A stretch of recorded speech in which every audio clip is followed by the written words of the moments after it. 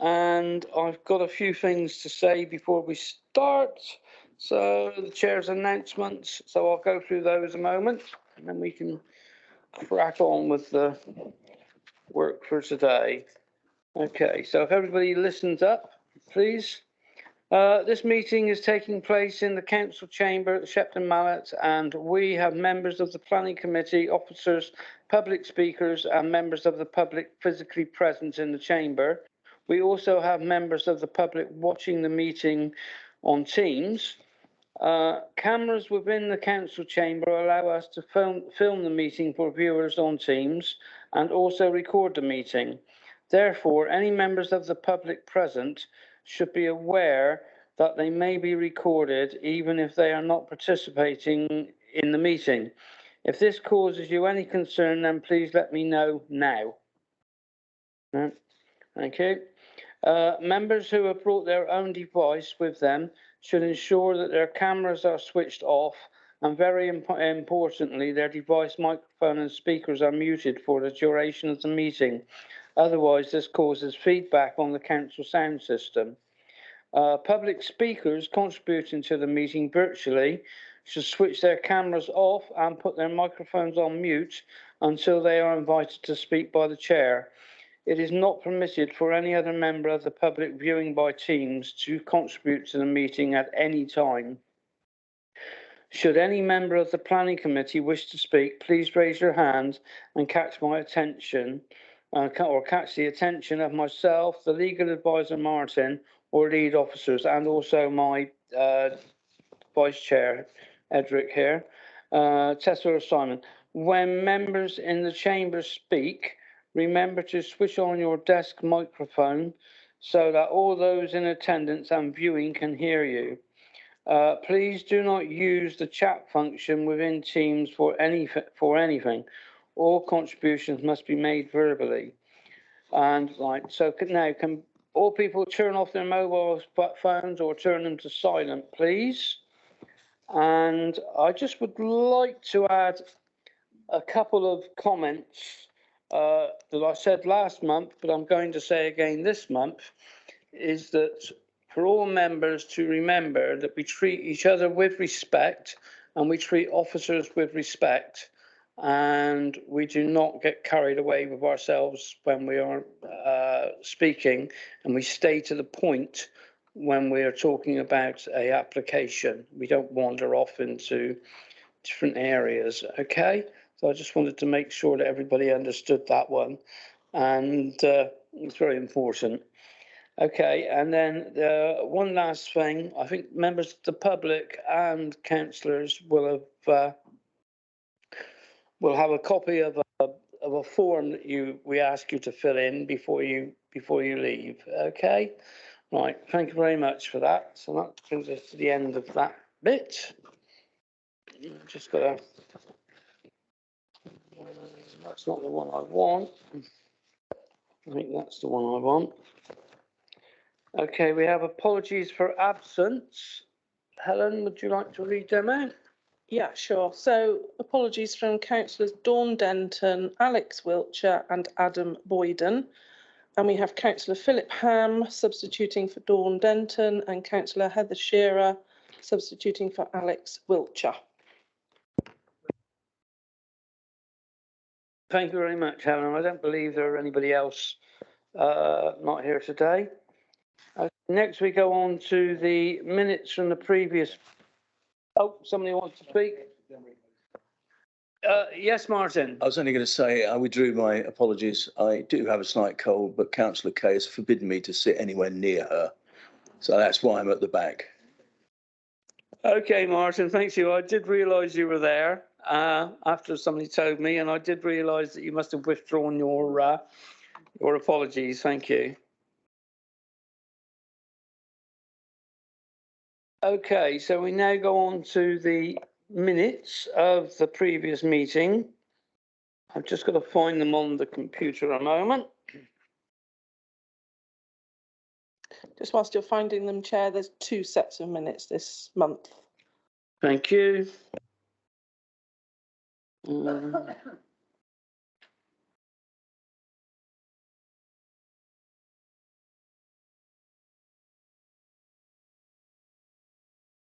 Ah, here we are.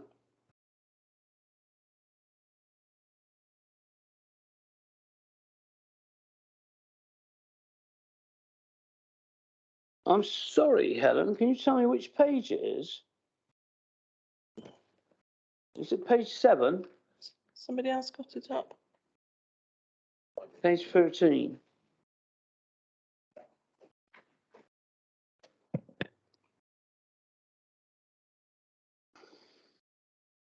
Ah, yes, I think I've got it now. Okay, here we go. Page 13, page 14,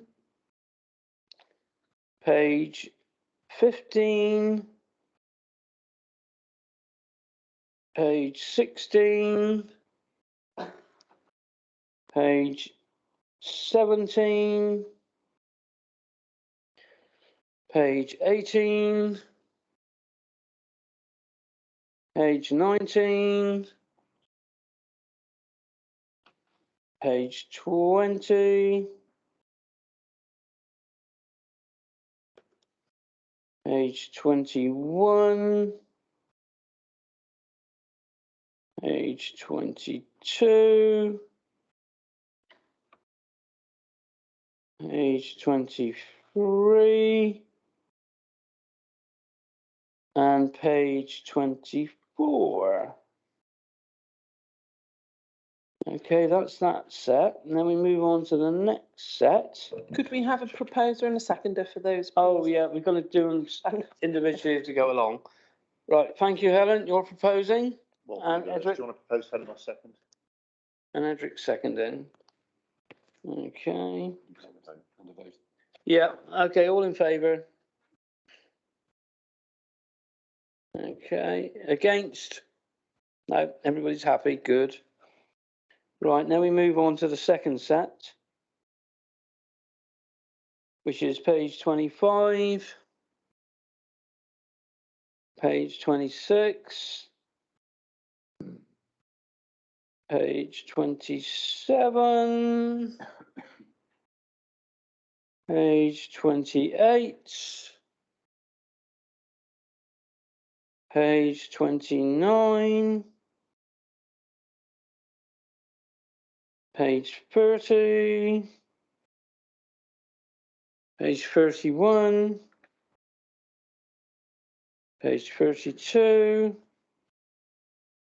page 33, page 34, page 35, and page 36, page 37, page 38, page 39, and page 40, and 41, page 41, page 42, page 43, and finally page 45. Okay, will somebody propose, please? Edric, and the seconder is Heather. Thank you. So we move on again. Oh yeah, we got to have the vote. Yeah. Favour. Yeah. Thank you. Actually, I'm not sure if Helen, you were okay to. She didn't vote. You didn't. No, that's okay. Heather. Yeah, that's okay. Right. Thank you. Right. I just got to change this over again.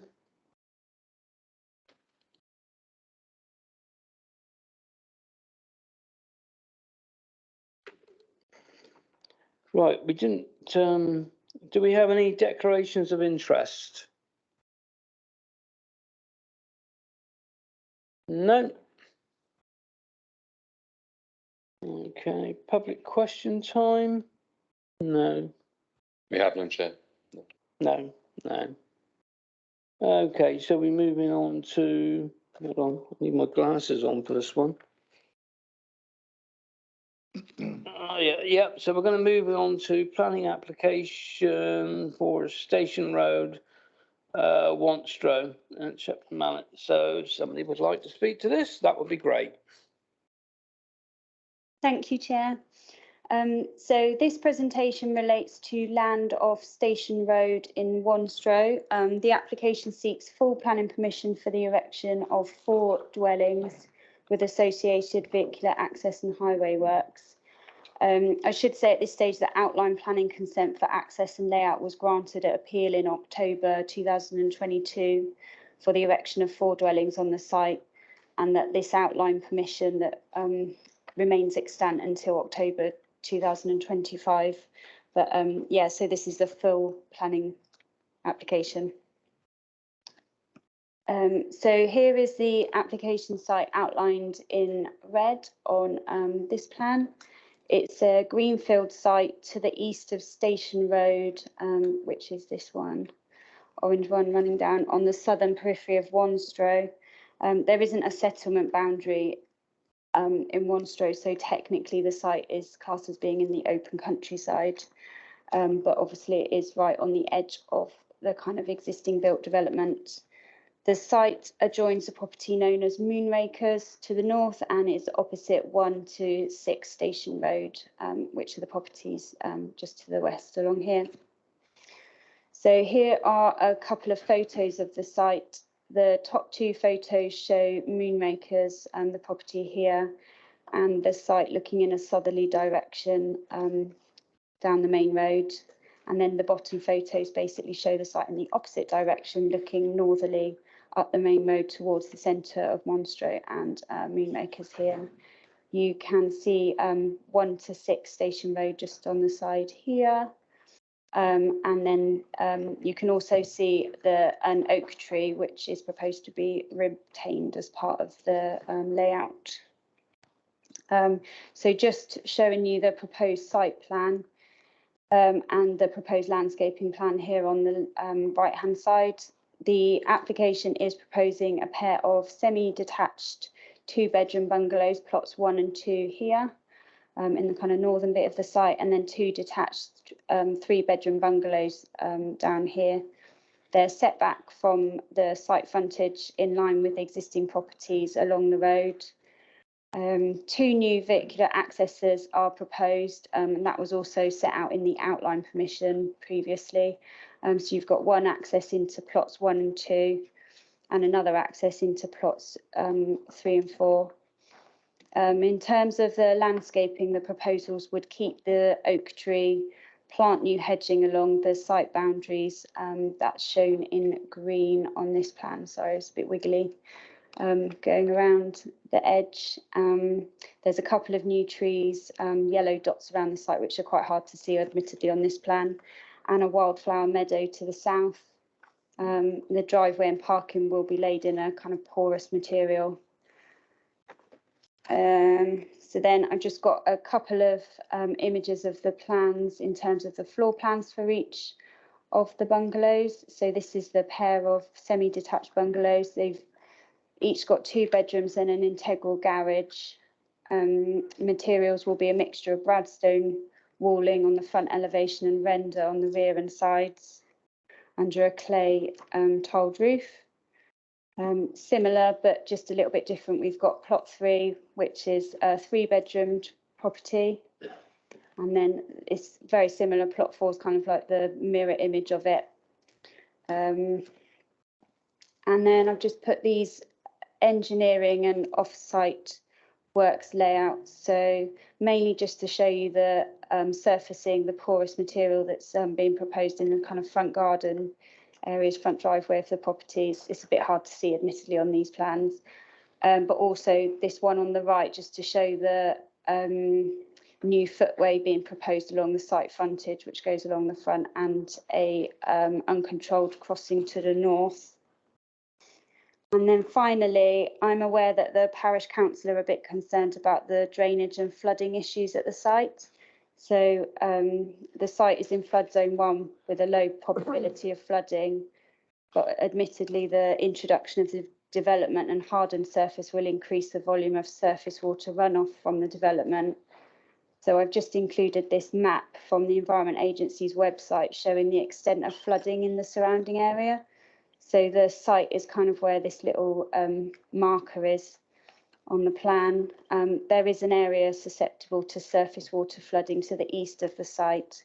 However, it is some distance from the site. It's about 160, 200 metres away. The previous appeal decision considered that an acceptable drainage scheme could be designed for the development via a condition. I've duplicated this condition in the report. So, yeah, hopefully this has provided a useful summary of the application. For the reasons outlined in my report, I'm recommending that the application be approved as a departure from the development plan, subject to the conditions and the provision of off-site highways works. Thank you.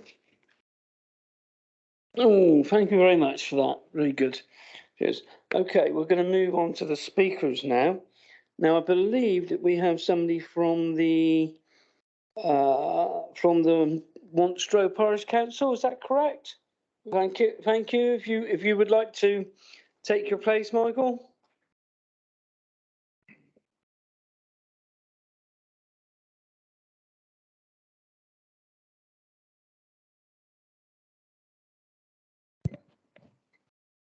Thank you, Chair, and good afternoon, members. This is the detail application for 4 dwellings, Station Road, Montrose. Principle whether the dwellings could be allowed was established at appeal. The question is this an appropriate scheme for those dwellings? Parish Council recommended refusal based on documents then provided, noting the impact on established dwellings opposite.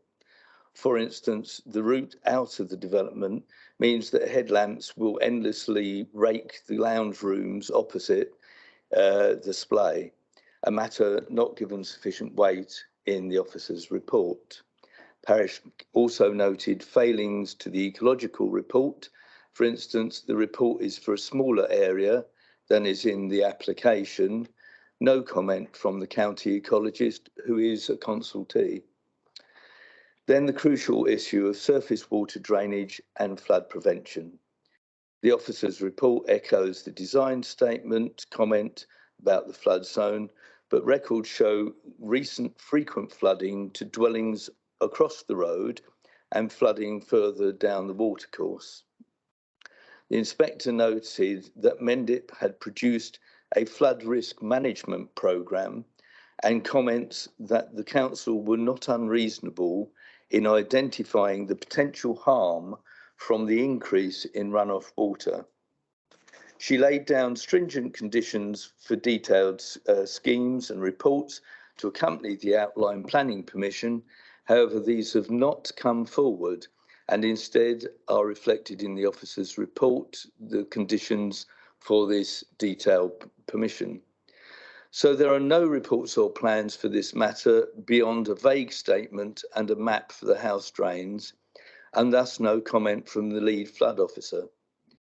Given their knowledge of the site and professional hydrological expertise, the Parish Council remain unconvinced that a suitable scheme can and will be demonstrated, and therefore make the following requests. The Planning Committee deferred determination of this application until the drainage and surface water schemes are received, published to consultees and replies made, or if the councillors are minded to accept the application, that they do so with the conditions recommended by the officer and impose reasonable limits on construction hours, and an additional advisory condition that the schemes for surface water and drainage, including measurements, are provided by the applicant to the Parish Council for their consideration and comment before submission to the Planning Authority. I understand the officer would support this request. Finally, I ask that the Council publish the flood risk management plan for use by all parties. Thank you. Thank you, Michael. Cheers. Next, we have, I believe, the agent, Dan Foster, please.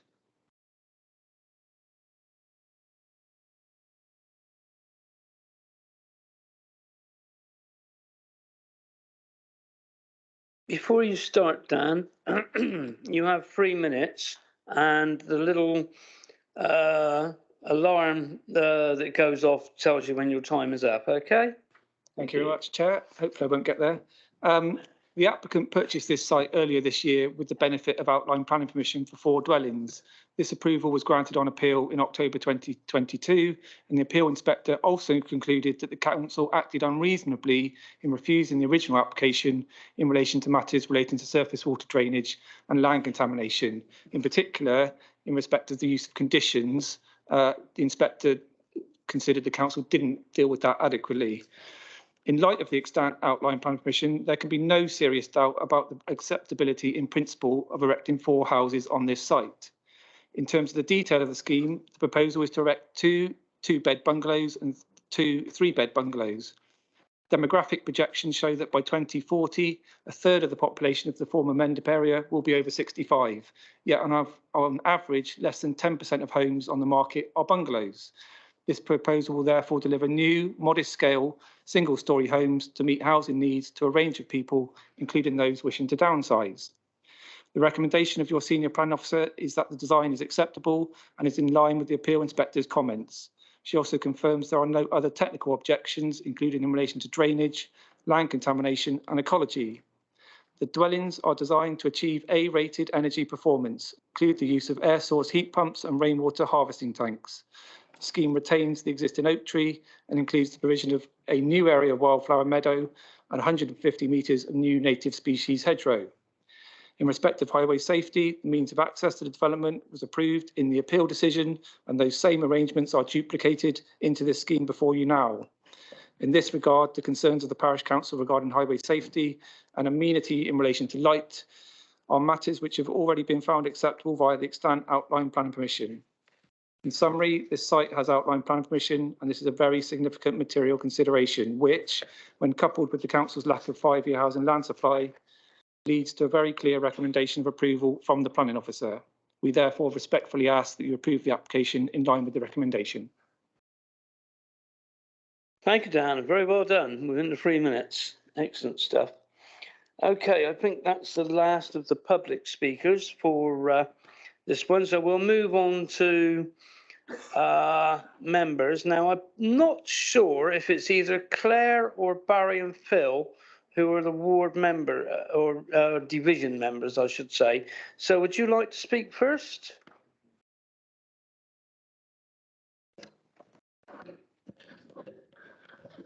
Thank you, Mr. Chairman. We've heard the objections from Wanstead Parish Council, and my understanding is when this was given outline planning permission, they were promised that they would see the report of the flood preventions, precautions, whatever was going to be done, for them to make comment. Now, that appears not to have happened. Now, I think if the planners promise something to a parish council, they should follow it through. So that's number 1 point. We've heard that the land next door, if it doesn't flood, it's very boggy. The rail embankment that passes to the south of the site, rail embankments are not just a piece of railway line, they are very wide constructions of earth and all sorts of things. And as such, they've got a very big area to collect rainwater. Now that rainwater's got to go somewhere. And on the north side of that embankment, it's got to go into the field next to this development. So that's probably not a very good start. And it does mean that this flooding issue has to be seriously addressed. You can't just dismiss it and say, oh, that's okay, we'll take care of it. The other question, or a question I would like to ask the planner, if I may, Mr. Chairman, these gardens look, as all gardens in these developments, they look minimal. There was an article published in one of the local papers 2 weeks ago saying the average size of a Somerset garden is over 400 square metres. Well, I doubt if these are anything like 400 square metres. And I think it's important that people should have big gardens and they should be able to grow their own food and they should be able to sustain themselves. This is supposed to be a sustainable development, although I haven't heard the word, but we should be looking at things like that. The other little problem, or a big problem, I have been given to understand that work has been done on this site and there has been digging taking place. Now, when I dig around a little bit more, my information, and I'm not saying it's 100% correct or even correct, my information is that dead cattle were buried on this land some years ago. Now, if the works that are taking place are the removal of these dead cattle, I will put it to you, there's a very strong chance that there's anthrax in that ground. And I think somebody should take it a little bit more seriously than say, well, we just put some houses there. I think if this doesn't get refused, it is an absolute nightmare for somebody in the future. Because as you know, and if there is anthrax there, the spores will travel through the air and they'll be all over the place. They last for 60, 70 years in the land. So my recommendation would be we refuse this until some proper details are forthcoming to ameliorate these problems. Thank you, Mr. Chairman. Thank you, Barry. I think there was one question in there for an officer, I believe. There was, wasn't yes, the size Yeah, of the garden. if you'd like to. We don't have sort of sizes, standard sizes for gardens in this area that are set in policy. But looking at the plans, I consider that there's adequate amenity space for occupiers of the dwellings, you know, to have decent outside space, really. You know, it's a matter of point as to whether people feel individually whether it's enough space, but.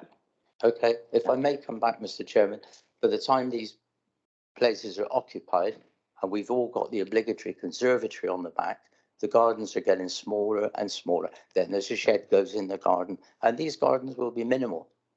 You could almost say they're not fit for purpose. Thank you, Mr. Chairman. Just to come back on one point Thank on you. there, just to highlight, the NPPF does talk about making efficient use of land.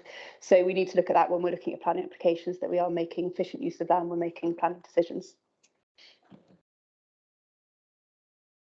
Okay, thank you, Tessa. I'd like to go to Phil now. Next, please. Yeah. Thank you, Chair. I think Barry's probably said pretty well all what I was going to say. I'm quite concerned about the headlamps of the light of the cars coming out of the properties opposite. That is going to be quite a problem.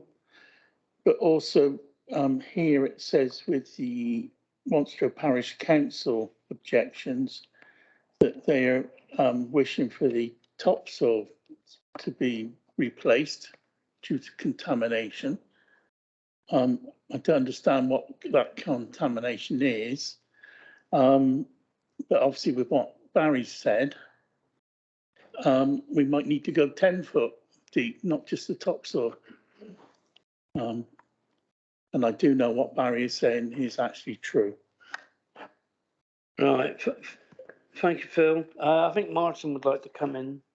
Yes, Chair, just it might be helpful for the committee to hear what the inspector said about the two issues that have been raised, which were flood, sorry, that's probably my phone, flooding and contamination. If we deal with contamination first, there was at the inquiry reference to the possibility of anthrax, and the inspector concluded that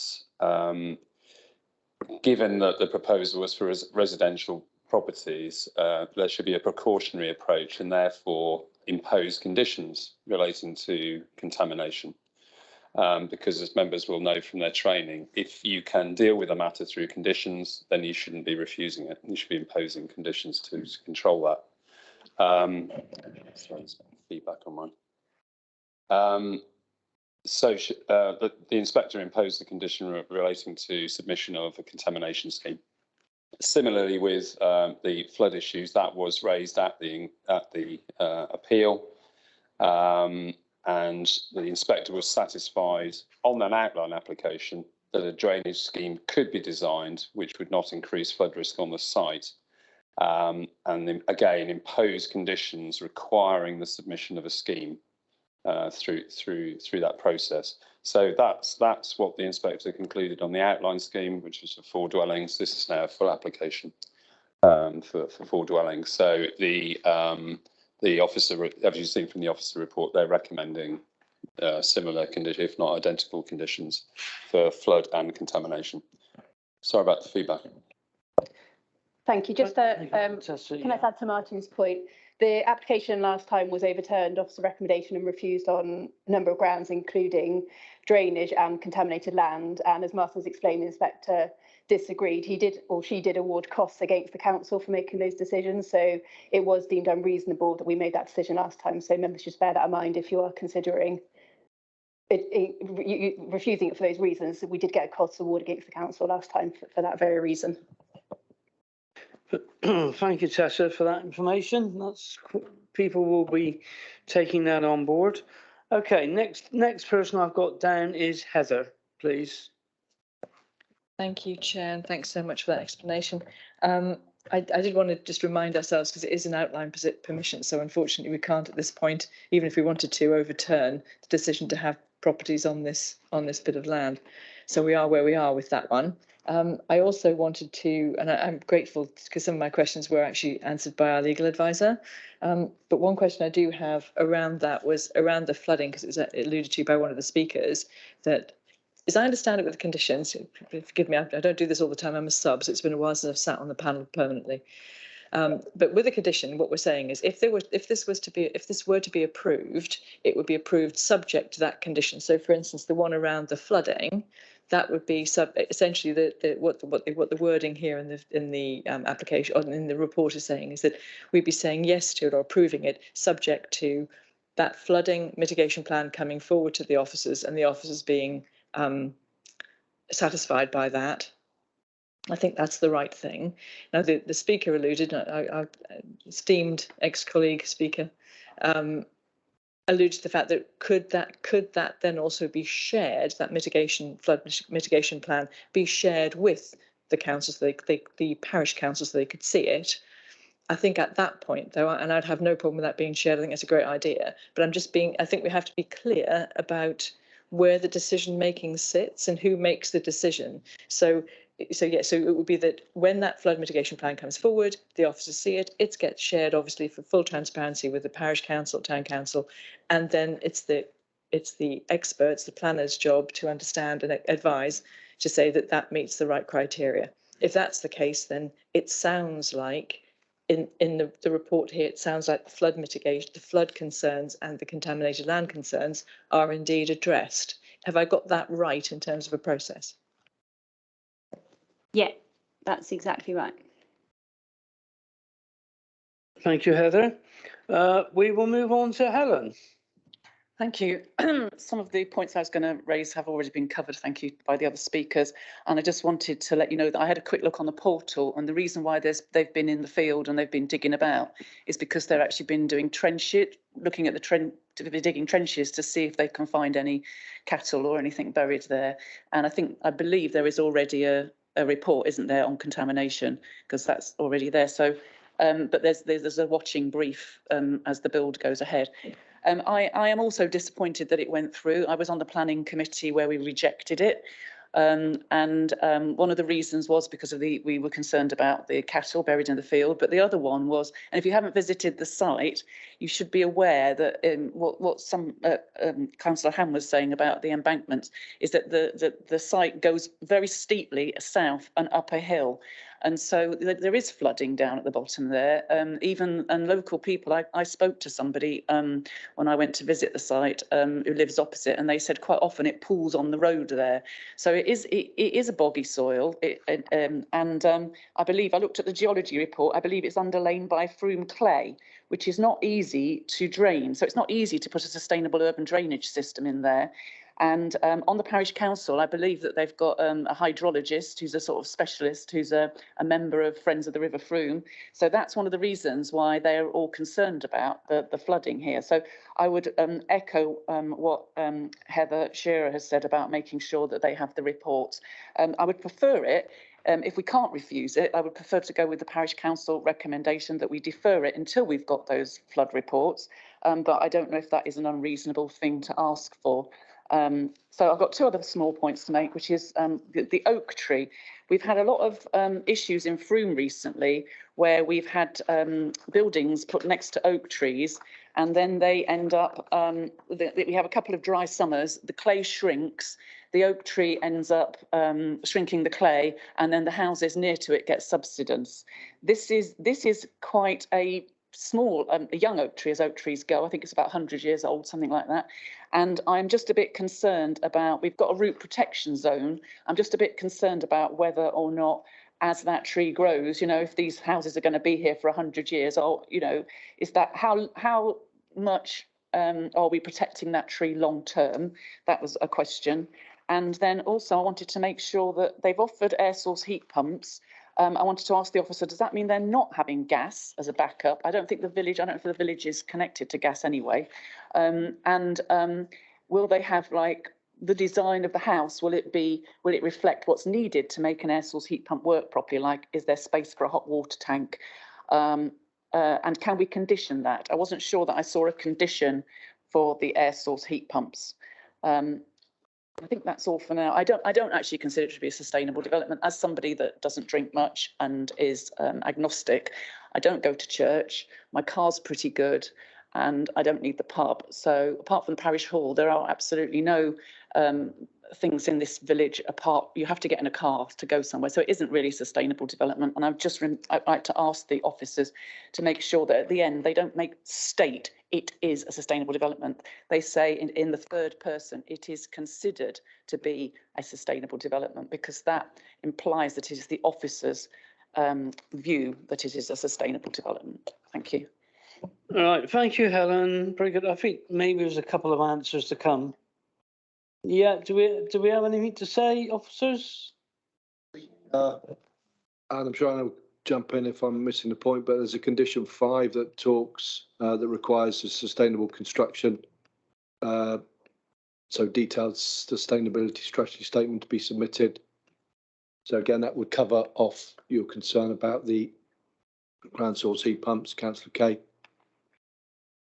And also, with regards to the tree, there's condition 9, which is for the protection of the retained tree, to ensure that that obviously won't be disturbed through the construction process, which includes details of any works within the root protection area. I understand that's for the short term, that's for like the construction process. I'm sort of more concerned about the long term and about how close they are. Hold on, Helen, this isn't a conversation. All right, okay, thank you. That's just my concern. Right, thank you for the thing. Who's next? Heather, you wish to come back. Forgive me, I wrote notes and everything and didn't read them, forgive me. So one of the things, typically, if I could read my own writing, one of the things I also wanted to mention when I spoke before was one of the things I'm particularly pleased to see here is the idea of putting bungalows in. I think single-storey buildings is massively good. I think I'd like to think as well, and we can't condition this, but it'd be really good if that enabled people to stay in the village for longer. Rather than bringing people in. I was kind of terrified when I first looked at this. It was going to be a whole bunch of huge executive dwellings, which is what we see quite a lot of. So I just want to say that I was pleased by the bungalows. I've got a feeling that I'm not hearing anything so far from what's been raised or anything I've seen in the report that makes me think we have a material conditions to actually refuse this. If the really serious things that the planning inspector's fallen over have actually been found, have been mitigated, I have every sympathy for the people who live across, and you're probably right. I think exactly right. In lovely dark sky places, I live on a corner in a very busy street within a 400 home development with a tiny garden. But that was my choice, and I chose to live there. But I get that kind of it's down a little bit of a hill. So I live. That's my choice to live there, and I realize that these people have not chosen to have headlamps in front of them. But I can't see that as a material consideration to go against the officer recommendation. As I don't want to pause the debate, but I probably would be, because they're bungalows particularly, I'd probably be happy to move to approve or to put a proposal there. But I may not, if I got a second. Thank you, Heather. Is there anybody else who would like to speak before we look for proposals? Barry?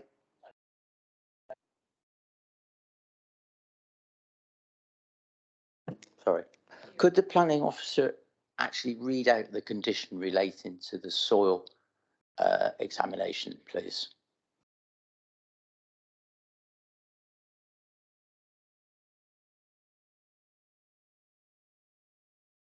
The contaminated land one reads, we've got two. So we've got one for a verification report. So it says, this is condition 17, no occupation shall commence until a verification report has been submitted to and approved in writing by the local planning authority, unless the findings of the approved investigation and risk assessment has confirmed that a remediation scheme is not required. And then it goes on to say, where a phasing plan has been approved, no occupation shall commence of each phase until a verification report dealing with that phase has been submitted to and approved in writing by the local planning authority. The verification report shall confirm that the approved remediation has been completed and demonstrate the effectiveness of the remediation carried out. And then we've also got another one, which is for unexpected contamination, which is number 18, condition 18. In the event that contamination which was not previously identified is found at any time when carrying out the approved development, it shall be reported in writing immediately to the local planning authority, and further development work shall cease unless alternative arrangements have first been agreed in writing with the local planning authority. Shall I carry on, or it's a bit long-winded is all? It goes on. Thank you very much. I'm sure you've got all the I's dotted and the T's crossed. Who is actually going to go to the planning authority and say, oh, we've dug all the foundations, we're ready to pour concrete tomorrow, that we just found something? Who's actually going to come voluntarily to you and tell you that? Thank you. Thank you, Barry, and thank you for reading out. It's very good. Helen, I wish you wish to come back quickly. Well, I'm interested in the answer to Barry's question about how that is monitored and enforced. But also, I also just noted that when the parish council was speaking, that there's no comment from the county ecologist. I see you've got a condition which asks for bat boxes and that sort of thing, and they've got wildflower area and whatever. But I just, again, think it's just better practice for us to get those things up front. I'm not going to make a proposal to approve or refuse, but I am sort of partly reassured by the what the Councillor Shearer said about the process, that if the committee is minded to approve this, that the parish council gets first sight of that drainage plan. Is that correct? Do I understand that correctly? Okay, just to jump in on that, Councillor Kay, Chairman, if the committee wanted that to happen, you would have to have that as part of your recommendation, because we wouldn't normally consult parish councils because they're not the technical experts. So you pay the technical experts in your sustainable urban drainage team through the Lead Flood Authority, and they're qualified to make that assessment. So that's who we would consult. I need to put forward a proposal that, should this committee be inclined to approve this, that we have a condition that happens. Yeah. Okay, well, I'd like to. Hold on, Martin would like to come in. Yeah, sorry, Chair. If the proposer of the motion includes that as part of their proposal, and that's seconded, then that would deal with that point. You don't necessarily need to do that now, Councillor Kay. Thank you, Martin. Can I just add to the debate? Members, we have experts at County Hall, so be rest assured that they will be able to interpret the guidance. So it doesn't just come through and land on our desks, and as planning officers, we think that's okay. We consult the technical specialists. Furthermore, just to answer one of your points earlier, is the NPPF para 184 says, where a site is affected by contamination or land stability issues, responsibility for securing a safe development rests with the developer and or the landowner. So that is part of their responsibility to flag up any issues should they come across them during the development. Thank you for that information. Thank you. Well, Heather was before you, Barry, actually. Yeah, Heather. I was trying to be quite kind of particular with my first interjection about understanding the process. And I think it's very, I'd be happy to say that I would propose that we go along with the officer's recommendation for approval, but then with the added sort of subject to say, but subject to the officers sharing that flood mitigation plan with the parish council or town council, But implicit in that is understanding they're sharing the detail, but the decision making still comes back to the planning authority. Now, if that's strong enough, and I'm not seconded at all, if that's strong enough for colleagues, that's fine. But that would be as far as I would go. It's about sharing information as per an offer that someone's had for it to be shared. But the decision making would stay with the planning authority. Okay, thank you, Heather. Barry, hold with me a minute because Susie hasn't spoken and she wishes to speak. So, Susie? It just seems to me that we've got issues potentially with flooding and issues with land contamination, including anthrax, which is serious.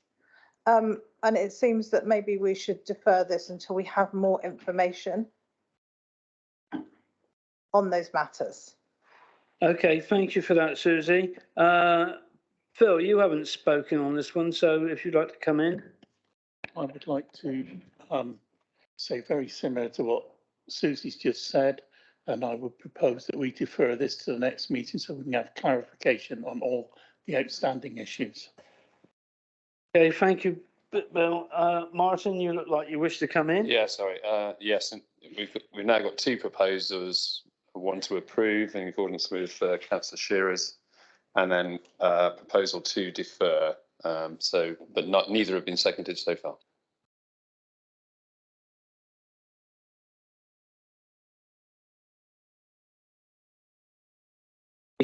So Barry, for you quickly. Thank you, Chairman. 2 points. Wanstead Parish Council were promised they could look at the flood relief plan. As a matter of courtesy, that should happen. Secondly, contaminated land. I repeat my question to the planning officer. What developer is going to voluntarily go to the planners and say, we found a problem, we're pouring concrete tomorrow, have we got to stop? Who's going to make them stop? Thank you. Okay, thank you. Heather, you wanted to come back in? It's a very, very specific question, because I genuinely don't know the answer to this, and just so that I understand, for when it comes to voting, if the proposal came forward, which is seconded now, around deferral, is there any risk to the planning application or to the council at all for deferring? Are there any deadlines or timelines we have to work within, just to be sure? And would you necessarily have all of those papers back in time for the next one? I think it's highly unlikely to get the papers back in time for the next meeting, given the time that it would take them to prepare that. There is a risk they would go for non-determination against the application, and then we would be subject to costs for unreasonable behaviour, given the decision of the inspector last time, who said we were unreasonable for asking for it last, or refusing it without it last time. Thank you, Heather, and thank you, Tessa, for that. That's interesting. Barry, okay, you can come back one more time, Barry. Right, I'm sorry I'm being boring, Mr. Chairman. I'm looking for the answer to the question. Who is going to ensure that this developer goes to the planners and says we found contaminated land during the development of the site? Thank you. Okay. Can I come in, Martin? Or I was just going to say that following the outline approval, the conditions relating to contamination have actually already been discharged. So, and the contaminated land site investigation report was found to be acceptable. And basically, it also links in with some information on flooding. So it also said that there was no groundwater obstructions 1 kilometre or a source protection zone in 500 metres. The nearest streams were 600 metres to the north, 166 metres to the east. And basically, the conclusion was that the site has a negligible risk of surface water flooding. So that report satisfied the outline conditions set out in the appeal decision. And as a result, conditions 8 and 9 in relation to contamination were discharged. Thank you very much for that one. Now, Benty, you wish to say something? Yes, thank you, Mr. Chairman. I just want to ask our legal advisor. I think if this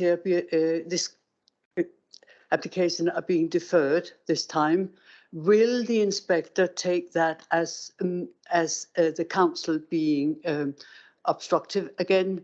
Will there be a fine again for the taxpayer to pay? Because it is, after all, the taxpayer that has got to pay every time we make a huge mistake. Thank you. Through you, Chair. I think Tessa explained that earlier, in that if the application is deferred, there's the risk of the applicant could go for appeal for non-determination.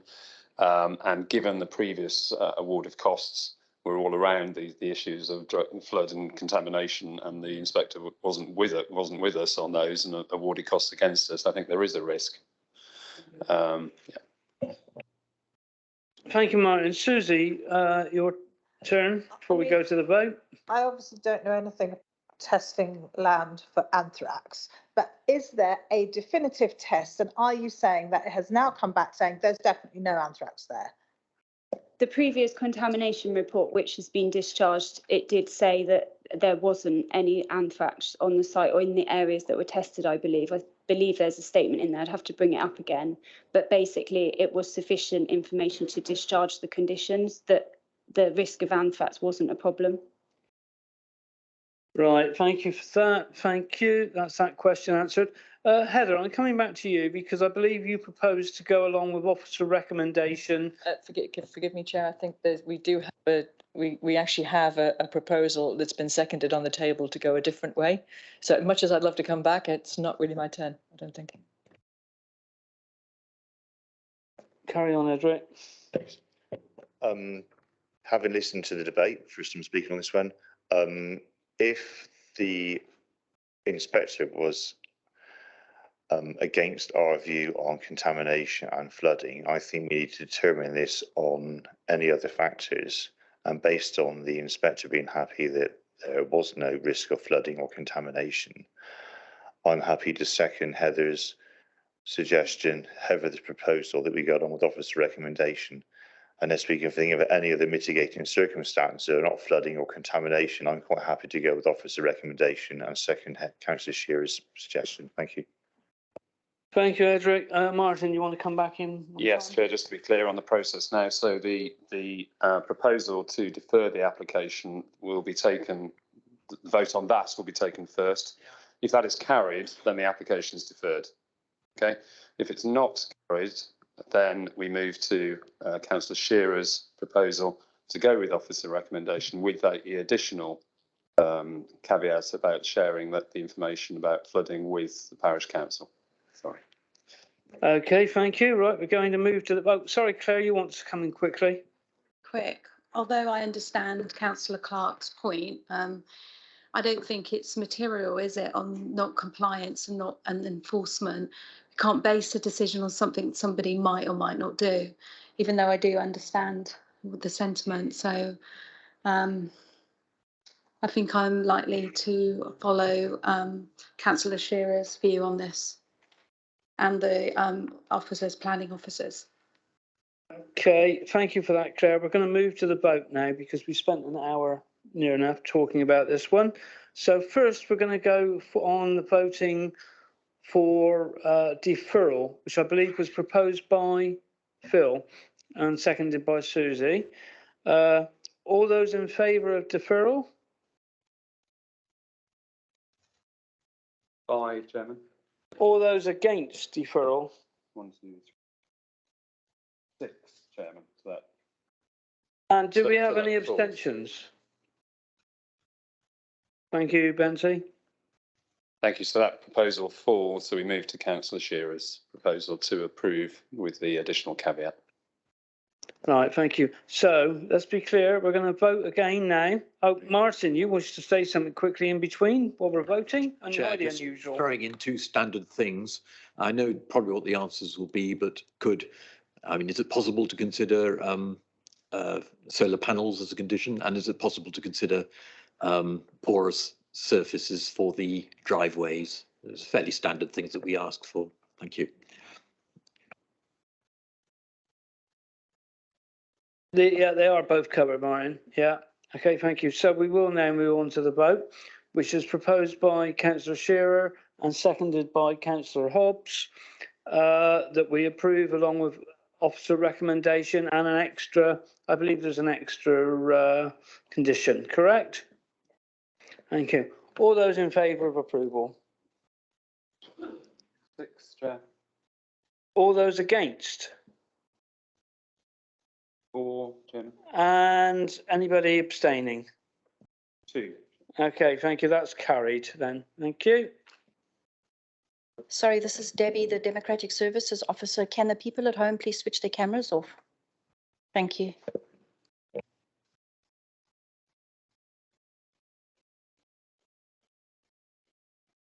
That's Councillor Shimin. Please could you switch your camera off at home because we can see you. I'm just trying Thank to you. do that. You wish to say something? Sorry to butt in, but we're getting an awful lot of feedback. It's bad enough for everybody else, but I'm not hearing anything. It's like a form of talk.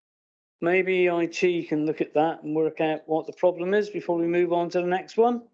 Okay, if anyone, please check that they've taken on their settings, all their devices are marked to mute.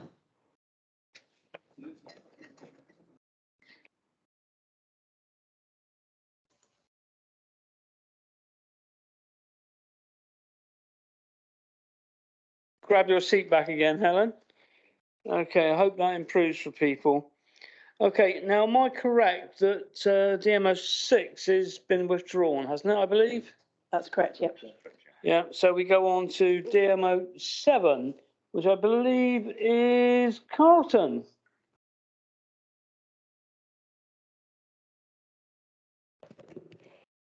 Thank you, Chairman. Hope you can hear me. I'm a little bit deaf, so if you just bear with me, things echoing around my head. This application relates to an agricultural parcel of land at Throp Lane near Malmesbury, outside of Shepton Mallet.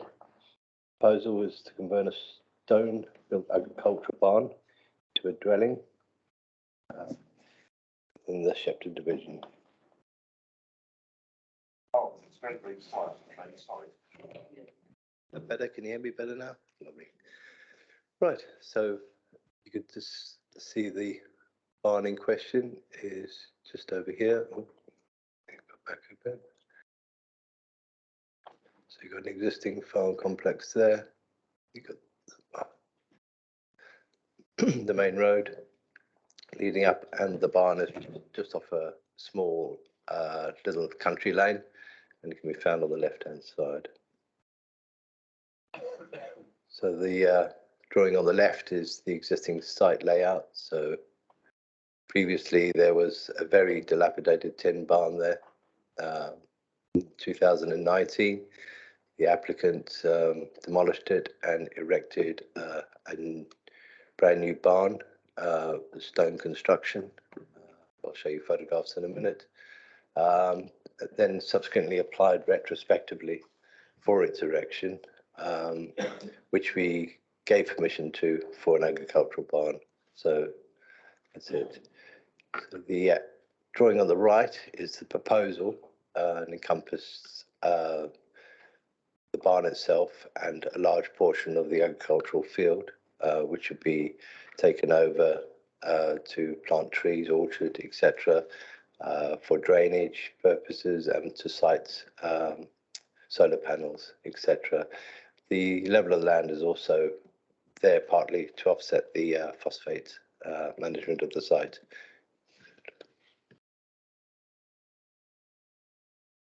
The left diagram is essentially the existing single-story barn, not single-story barn, but a barn with just the ground floor. The two drawings on the right depict the top one being the ground floor layout. Then another floor will be put in the barn to create bedroom space, etc., on the upper floor. You can see here we've got the existing elevations. It is essentially a brand new building. So you've got the north, south, east, and west there, and then the proposed. Not a lot to. Work needs to be done to the building in order to convert it to a dwelling house, but obviously the insertion of windows and timber paneling and various insulations of the roof, etc.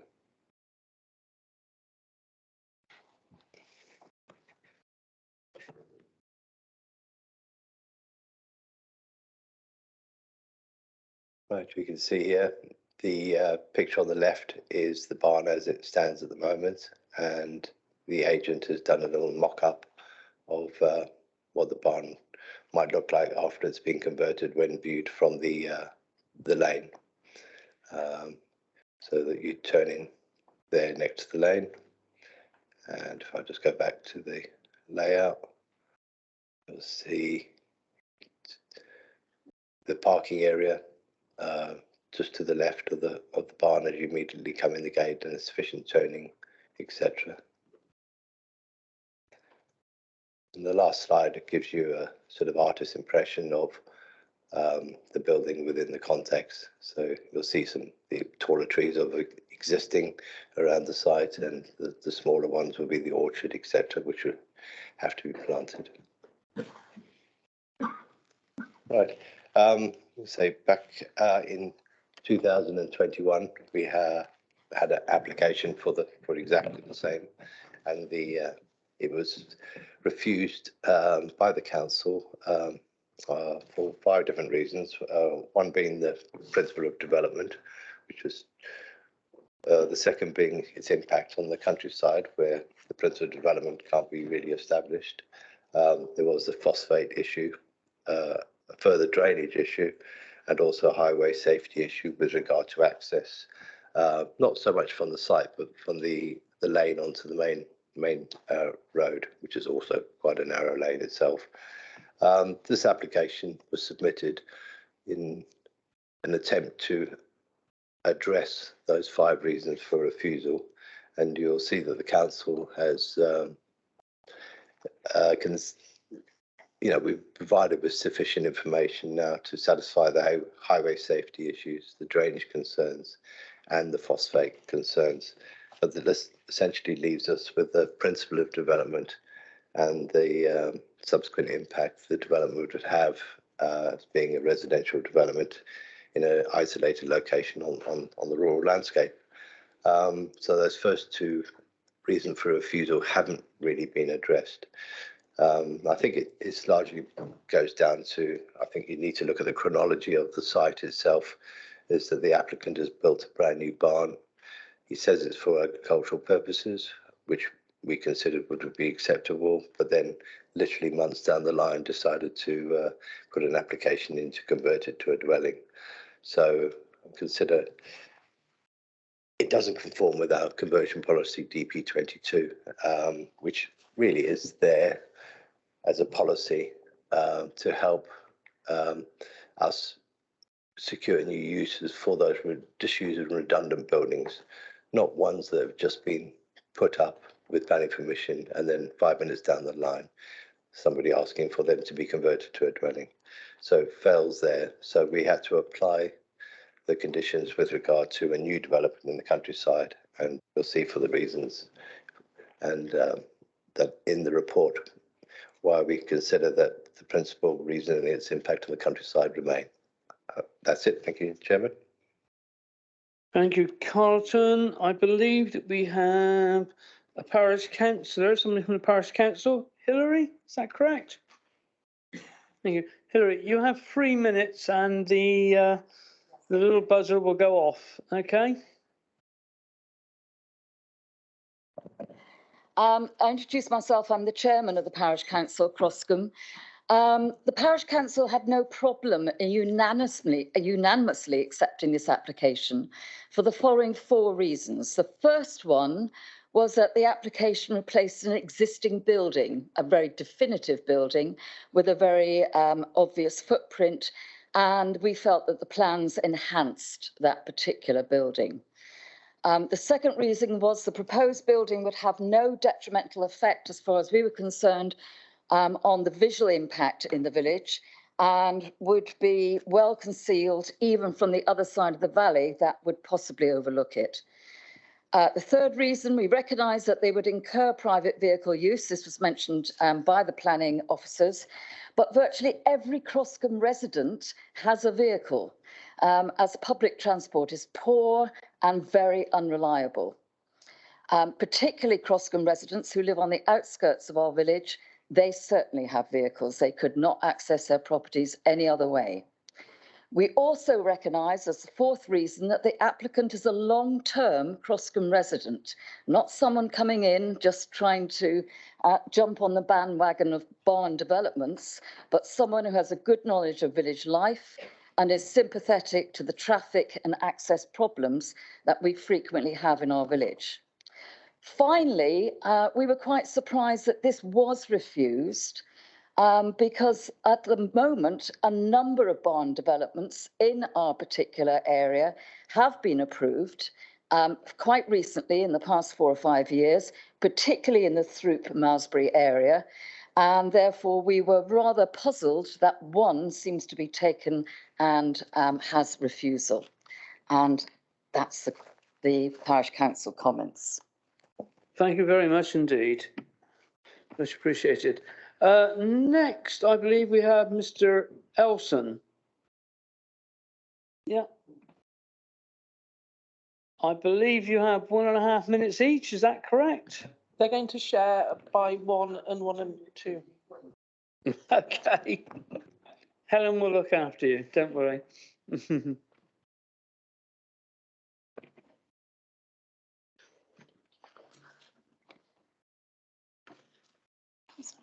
Thank you, Chair. I'm a planning consultant working with Andy Elson, the applicant. And there are good and sound reasons why planning permission should be granted. I will now discuss the implications of referencing the building as a new build and the otherwise all-round support for the proposal. The application has overcome the issues raised in the previous refused planning application, and all statutory consultees now support this proposal, including highways, ecology, phosphates and drainage. There is no conflict here with local or national policy. There's support from the Parish Council and local residents. Not a single objection has been received. The officer's reference to the barn being a new build and subsequently the proposal failing to comply with the Council's policy DP22, the reuse and conversion of rural buildings, is in our view incorrect. This was not a reason for refusal during the previous application. It's a new issue, and without it, the concerns raised in the officer's refusal reasons would fall away, noting the otherwise full support from your statutory consultees. Last week, the applicant circulated the history note, and this was issued to the case officer in June. A barn has been in situ for at least 50 years, used for storage of hay and farm equipment. And since 2006, it's been in the ownership of the applicant, incorporated into the running of their former smallholding at Upper Throop Farm. In that time, the barn has been reconstructed after a tree fell on it during a storm. But the barn in situ is lawful, and on receiving planning permission 6 years ago, the decision notice referred to it as a replacement barn, not new, and it's based on the long-established barn footprint and scale. We trust you can agree there is an existing barn on site with a long-standing history of rural use, and that policy DP22, which supports the reuse and conversion of buildings in the countryside for residential use, can be applied. The Council do not have a 5-year housing land supply, and it's inherent in your own policy to, has it gone? To allow for conversions in the countryside, and there are no concerns raised by your statutory consultees. Was that the 2 minutes or the 3? That was 2 minutes, so we've got a minute left for you. Okay. Good afternoon, Mr. Chair. For more than 25 years, the hamlet of Thrupp has been our family home, small holding and business. Now our children have grown and moved on, and we've downsized and subdivided the land. We're not property developers trying to make a fast buck, but caring landowners. When the winter storms a few years ago damaged the old steel barn and made it dangerous, I rebuilt it in traditional local materials. This is not a new build. The property is not really isolated. It'll be just opposite the exciting new multi-use path connecting to Shepton and the Strawberry Line. And as keen cyclists, it's probably quicker for us to get to Shepton via the path than it is by car. We've designed the conversion of this property to be sympathetic to its surroundings, retaining the same exterior size and shape, and whilst being virtually off-grid with solar car and cycle charging in mind. And changing trends in agriculture and land use require large industrial barns the size of football pitches. Small rural buildings like this need a purpose in order to be preserved. So, thank you very much. Thank you, Mr. Alson. Thank you very much. Okay. Then we move on there because I believe that's the end of the public speakers. We now move on to, I think we'll go from Martin because he is I believe you're one of the division members, aren't you, Martin? I can confirm I'm one of the division members. I think we've had a case presented both ways to us very succinctly, Chair, and I have nothing to add at this point, and I think it's over to my colleagues to discuss what they've heard. Thank you. Thank you. Claire, you live in that sort of area, don't you? I believe. Yeah. What's the word? I know that word, but because I live near this place, but there's no prejudice. Okay. So I'm going to plead to the committee, can we please be consistent here?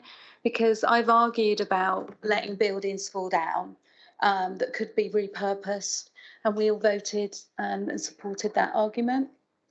I think the point raised by the parish council that all the other barns in the area have been converted and they have enhanced the area, and I know the area really well.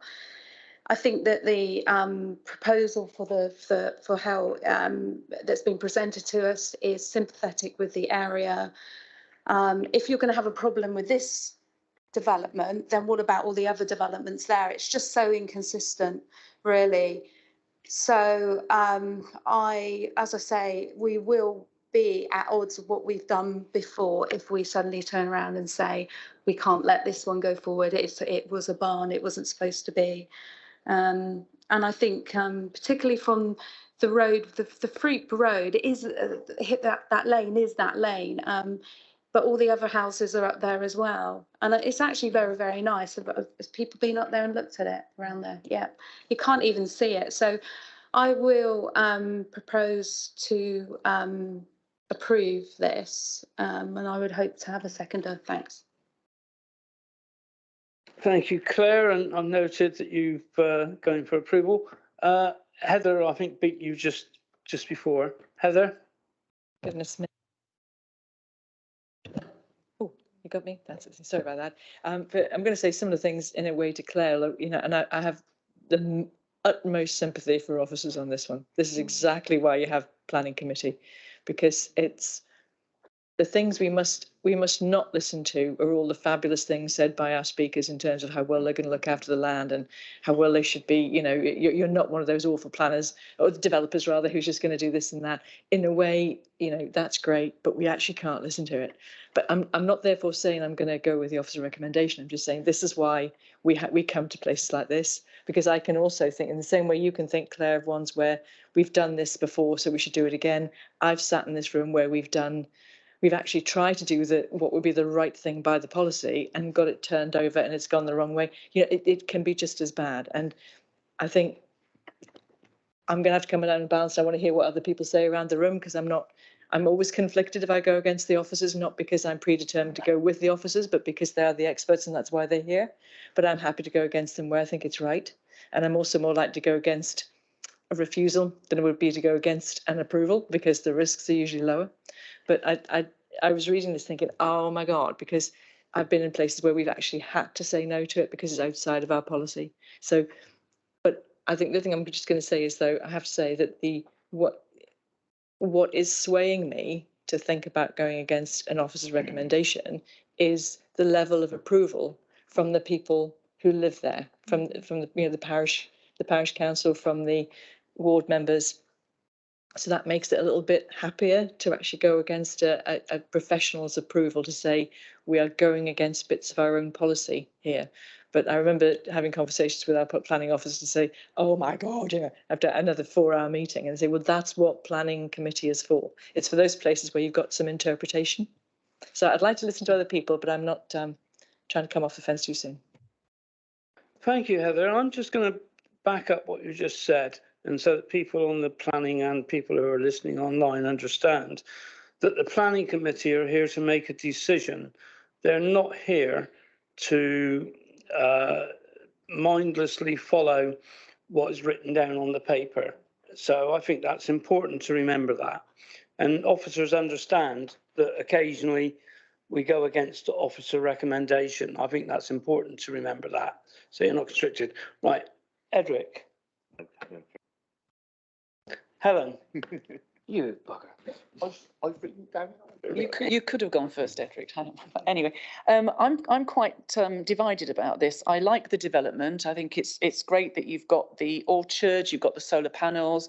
It's a nice development. However, I am a bit concerned that I'm trying not to be swayed by personal reasons, the fact that you're a local person, etc., because we are not supposed to take that into consideration. You know, it might get changed into a house and then you sell it tomorrow. So, you know, that shouldn't really be a consideration.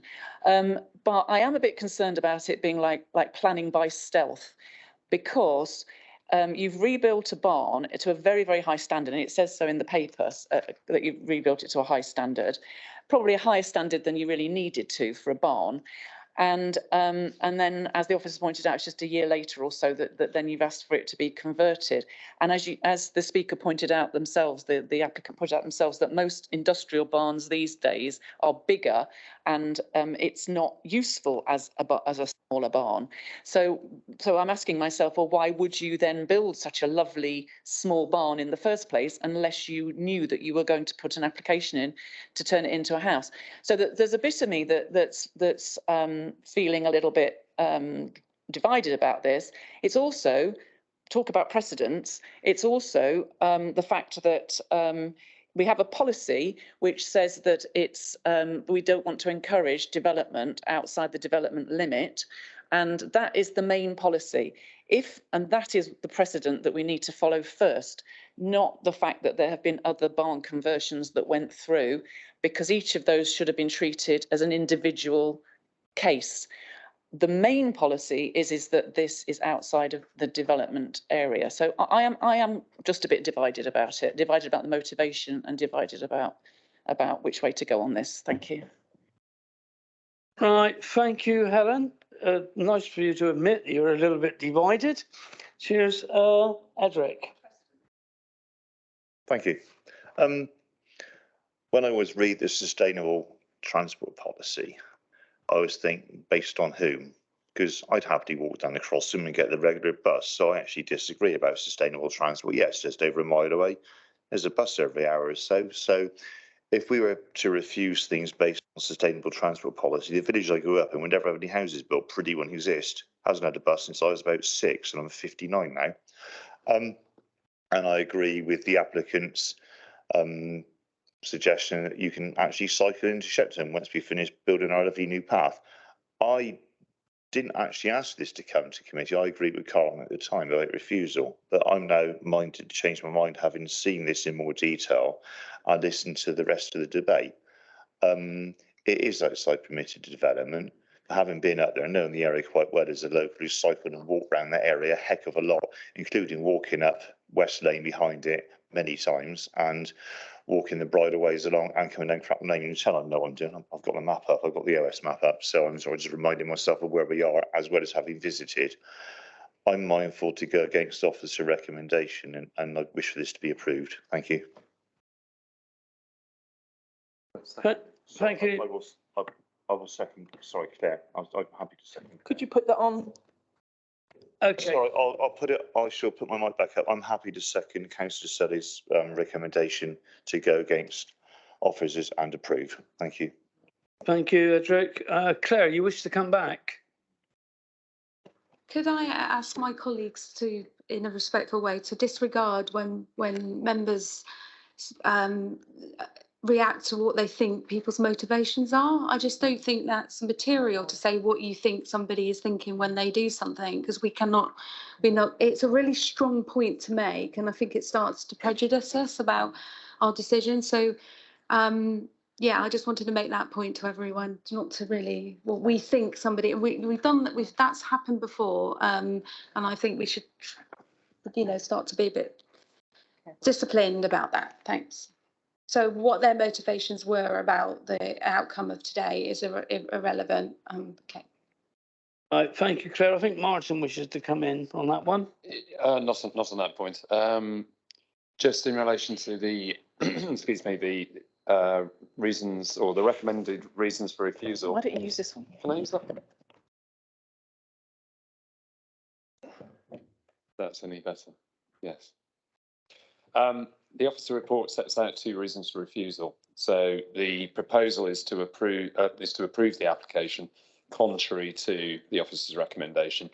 The first reason for refusal is the principle of development. So I think you would need to say that the benefits of this scheme outweigh the harms in terms of the policy breach that is clearly identified. And secondly, that the development wouldn't cause environmental harm in terms of its impacts on the countryside and the character. Also, if you are going to approve the application, then conditions would need to be delegated to officers in consultation with the chair and vice chair, including there's a phosphate issue, isn't there, that needs to be dealt with. Or through condition, yeah.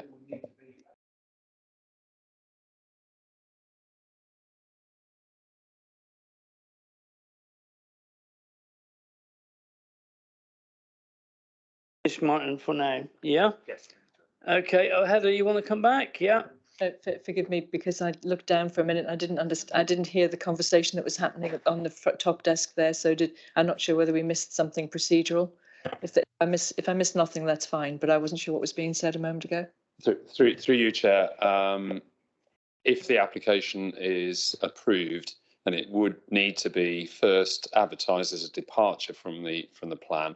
So there would be a period, I think it's 28 days, where it needs to be advertised, provided that there's no new issues arise following that. Then, if the committee are minded to approve, then the permission could be issued.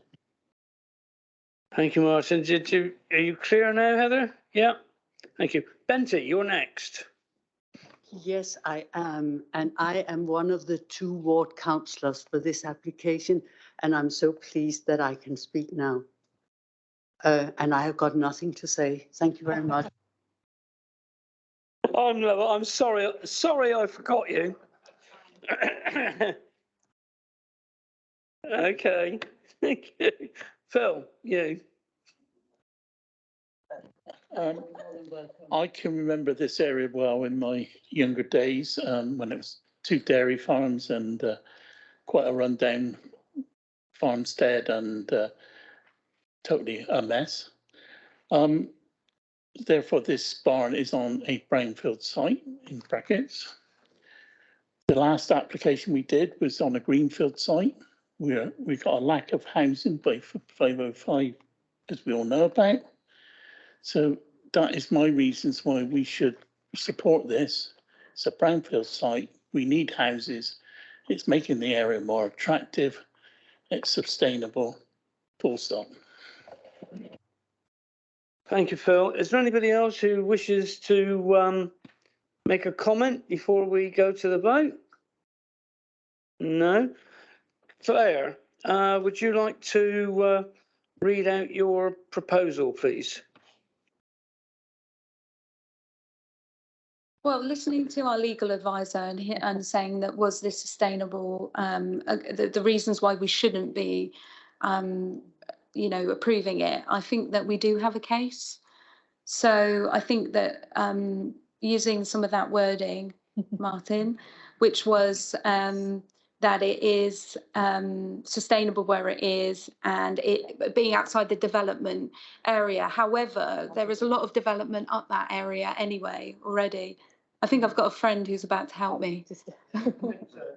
I was just Heather, I see you want to say something. I was just remembering the 2 things that I think that Martin had said were a problem. A, it's outside of the DP22 development zone, and the other one was around the impact it might have on the environment. And I think what you were saying was that you would recommend going against officer approval because, in your view, there was not demonstrable harm by going beyond the DP22, and that you didn't see any demonstrable harm, if you like, on the environment. Is that the kind of thing that you were looking for? Yeah, that's perfect, because I think that we have to repurpose these buildings, and I think the proposal is sympathetic with the environment, sustainability, and it's just not strong enough for me for a refusal. But I do understand the planning officer's points, but I disagree, and I hope that the committee will back myself and Edric and approve this planning app. Okay, thank you very much for that. So we will, there is somebody who wants to come in up the end, is there, Simon? Yeah, Chairman, I think members need to be clear. Are you concluding that you think it is policy compliant with the provisions that DP22 allow? Because if you are, then it wouldn't be a departure. Or are you saying that you recognise it's outside of the development limits, i.e., that would where policy CP1, CP2, CP4 would allow development, but notwithstanding that, you don't think that the harms are, or you think the benefits of converting Yes, so outweigh the harm? DP22 allows for repurposing when you think the benefits. No. If you're going to recommend approval on the basis that it's compliant with DP22, that's your opinion, and you're entitled to have that opinion. If you're going to recommend approval on the basis that the benefits of converting it outweigh the harms, notwithstanding the location, then that's the departure issue.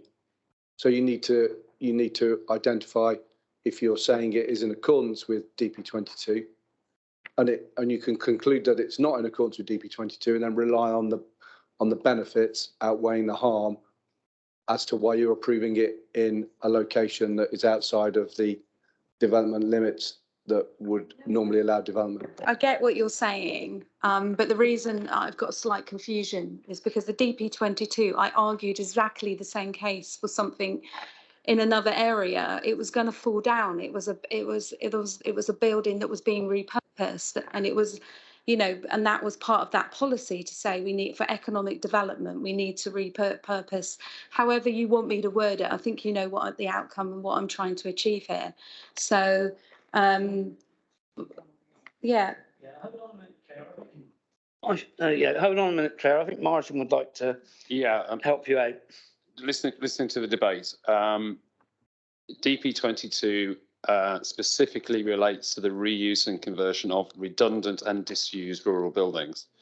Now, you've heard arguments either way about whether how long this building's been there, but I understood from the debate that it was more not about compliance with that particular conversion policy, but it was about the benefit of having a dwelling in this location, and the benefit of that outweighing the harms. And what Mr. Trafford is saying, that's fine to come to that conclusion, but that is a departure from your local plan. And if you conclude that, then we need to advertise it, as I explained earlier. So that's you're free to come to that conclusion, committee, if that's the decision. But you've seen Carlton's report about why it was felt that DP22 was not appropriate. I think the benefits outweigh the harms. I was going to ask Edric if he wanted to sort of come in on this as well, as he seconded it, but I think the benefits outweigh the harms, definitely. Yeah, I'm very happy to agree that as a departure, so it will need to be advertised for the 28 days, which I'm perfectly happy with, because it is clearly a departure. But I do think the benefits outweigh the harm, but it is definitely a departure. Okay, is everybody happy now? And we've sorted out the exact wording and everything. Right, brilliant. Okay, so we will go to the vote. Everybody who is in favour of Claire's and Heather, I think Edric seconded it, didn't he? Got to give you a bit of stuff. Against officer recommendation, please raise your hands. 10, Chairman. And all those against? 1. And any abstentions? 1. Right, thank you. That's all carried then. Thank you very much. And as Chair, that's with delegated authority for conditions in consultation with yourself and your Vice Chair. Yeah, that works fine for me. Okay, so Shall we take a 5-minute break now? And but only about 5 to 10 minutes, no longer, please. All right, so be back here by 1:45.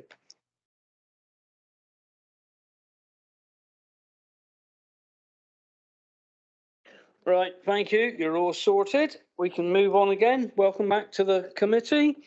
And we will move straight on with Kelly at agenda item 8. Please.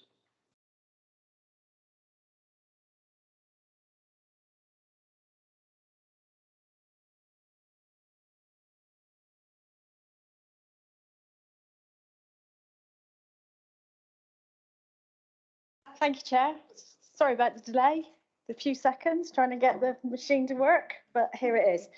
Okay, just a verbal update very quickly. I had an email from Rodney Stoke Parish Council on Friday just to say that they aren't attending this meeting, but their comments as set out in my report pack still stand. This application refers to New Lynn Back Lane Draycott, and it is an application for approval of reserved matters. The only matter being considered as part of this application is the access. Here's the site. It's within the development limit. You can see it there. It's surrounded by housing, and the proposal is to access the site off Back Lane, where there currently is a pedestrian access to the property that's on the site at the moment called New Lynn. Now this site, why isn't it moving on? There we go. This site has history. It has an extant outline permission for the demolition of the dwelling on the site. This is an illustrative layout that was approved as part of that outline for the demolition of the house and erection of some houses on there. As I said, that's illustrative only, and all the matters that were subject of that application will come through as a later application. So the principle's been established residential here. This application is just about the access. These are the access details. Highways have been consulted on them, and they are satisfied that they meet the standard in terms of visibility, which will involve lowering the height of the existing wall and the hedgerow, the laurel hedge along the top of the wall. And that's just a picture of Back Lane. The site is behind the hedge on the right. And that's it, Chairman. We're recommending approval. Thank you very much, Kelly. I don't believe we have any actual registered speakers. So we'll go straight to Heather, who is a division member for there. Thank you so much. Yes, I'm one of the two, Roswag being my colleague. Yeah, I was just tuning in because forgive me, I was not long ago I didn't know I was on this committee, so I'm just getting my head around it. If I just ask for just clarification, Kelly, I'm absolutely sure before I kind of probably go towards approval. This or to recommend approval. This is you say it's reserve matters. I think the two things that the parish council had concerns about, one was around the density of housing on there, which is not what we're discussing today, are we? But I think that would stay on the record as that, and I agree with them that actually the density, as in some of the illustrations, may be too high. And the other one is just around the access. And I think from memory, again from your report, the parish has actually withdrawn their concern about access, I believe. Is that correct? Yes, Chairman, that's on page 99, and that is what the parish council say. So if I may just come back, then I mean, I wouldn't put another car in the world onto Back Lane if I got away with it, because it's a hideous, it's a lovely lane, it's a beautiful lane, one of the lovely medieval car tracks that we've learned to love in this part of the world. But I would be happy to support the officer recommendation now that that particular problem about the access has been, or concern about the access has been withdrawn by the parish. Thank you, Heather. Does Edric, do you wish to speak? If that's your proposal to go along with officer recommendation, I'm happy to second it because I don't see a problem. We're only discussing the access. Highways have no problem with the access, neither have I, so I second your. Right, thank you, Edric. Anybody else want a quick? No? Okay, we can move straight to the vote then. All those in favour of going with the officer recommendation, please? That's unanimous. Unanimous. Thank you.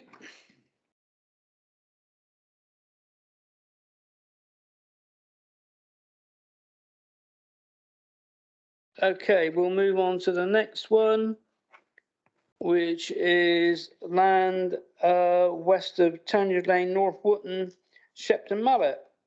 And Kelly, this one is yours again.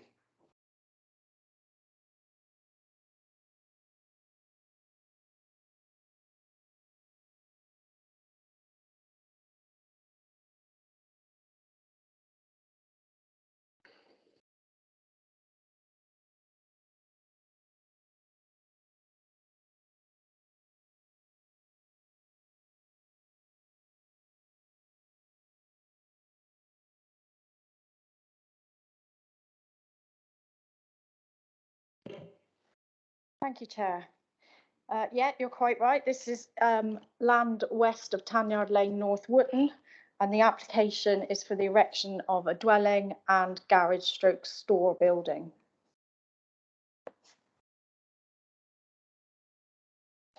So here we have the site that you can see. It's outside the development limit, where development is strictly controlled. And it's also within an area covered by the local plan policy DP2, which is an open area of local significance. And I struggle to say OALS, so I'll refer to it as the green area from now on in the presentation. So it's covered by that designation. This plan here shows you the site in yellow and the designated area of green space, open area of green space is the coloured hatching. This policy seeks to protect those areas from development, and there is a supplementary planning document that supports this policy called Mendip's Green Spaces. And amongst other things, that SPD gives a description of the character of the area and what makes this important when we're making, so that helps us to inform the decision. And that policy and that SPD is material to the determination of the application. And you can see in the report pack on page 115, that sets out what policy DP2 says, along with a brief paragraph about what makes this space important in terms of its open area of local significance. So have that regard when you make a decision on this application. So here we are with the details. The proposal is for a single-storey dwelling on the front of the plot facing Tanyard Lane.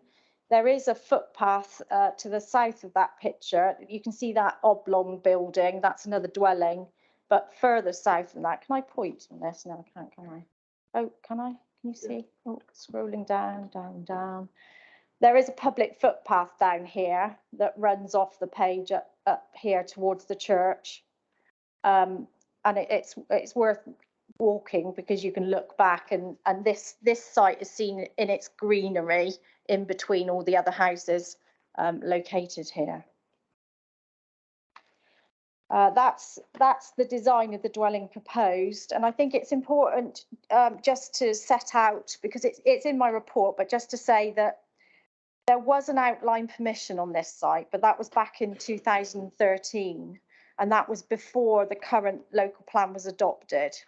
And at that time, when that outline was granted, it was outside this area of green space. It wasn't allocated. But it was at that time within the development limit.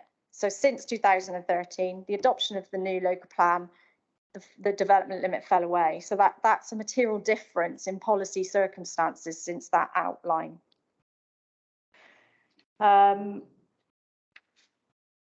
So it's our view that because of the time lapse and the move on in policy, that planning history doesn't carry that much weight. So really, there's two key issues with this one. It's a dwelling outside the settlement limit, which is against policy. That I'll just run through the other pictures. There's the garage building. That's a picture down Tanyard Lane, and the areas on the right-hand side of the picture. On the left-hand side of the picture, beautiful green space. So this application is recommended for refusal as set out in the planning report pack, Chairman. It's contrary to the settlement strategy for dwellings in the open countryside. And on top of that, it's going to have an urbanising impact on the distinctive character of the OALS. Thank you, Chairman. Okay, thank you, Kelly. That's very good. And now we go to public speakers, where I believe the first one is online, and that's Councillor Simon Shimmin. Are you there, Councillor? I am. Can you hear me? Yes, you have 3 minutes, please. Excellent. Thank you very much. Well, my name is Simon Shimmin. I'm the chairman of North Wootton Parish Council, and I'm very sorry not to be with you in person this afternoon, but thankfully with the technology we can still talk to you. After careful consideration, North Wootton Parish Council has decided to recommend that this application should be approved. We are, of course, fully aware that Somerset Council's current planning policies, inherited from the former Mendip District Council, prohibit additional residential development in villages like ours that are classified as being open countryside. This is a village, it's not open countryside, but there we are. But we are not in an area classified for any additional residential development, except in the most exceptional circumstances. We're also very much aware that the site has relatively recently been designated an open area of local significance, which we applaud, but a large part of the village, including a number of the gardens of a number of other houses, are in an OALS. And in fact, contrary to what is said in some of the documents, you have no clear view of the church from this particular part of the site. So we now take the view that these policies risk villages like ours becoming moribund unless a more sympathetic view of development is taken where appropriate, and in particular where it's supported within the community. We remain implacably opposed to new developments in the open countryside surrounding the village, but we do think you need to look more sympathetically at proposals of the kind before you this afternoon, which are generally within what people regard as the village limits. Though again, as has been stated by the case officer, that is no longer officially recognised. And it's in an area which we feel does minimal harm to the character of the village. Furthermore, when Somerset Council come to review the planning policies inherited from the district councils, we shall be lobbying for a more nuanced approach to limiting development away from the larger towns and villages. But in the meantime, we request you use the discretionary powers at your disposal to approve this development, which will enable the applicant, a long-standing member of our community, to remain in the village and longer term add a relatively modest sized house. Most of the things that come forward for your consideration are much grander than this, a modestly sized house to the village housing stock. You've already heard that it's not a formal planning consideration, but previously outline permission was granted for a much larger dwelling on the same plot. And I would also draw your attention to the fact that, unlike what often happens with proposals for new houses, this one has attracted no negative comment from within the village, other than on a very specific ground, but it wasn't a general objection to you giving approval. So, in summary, whilst the simple course of action would be for you to refuse this application in line with current policies and the case officer's recommendation, we request that you take a broader view and approve it. Thank you very much.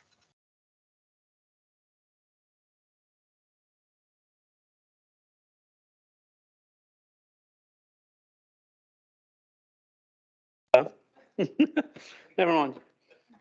I make mistakes. I'm honest. Okay, the next speaker, I believe, is Dan Foster, please. And remember, Dan, 3 minutes.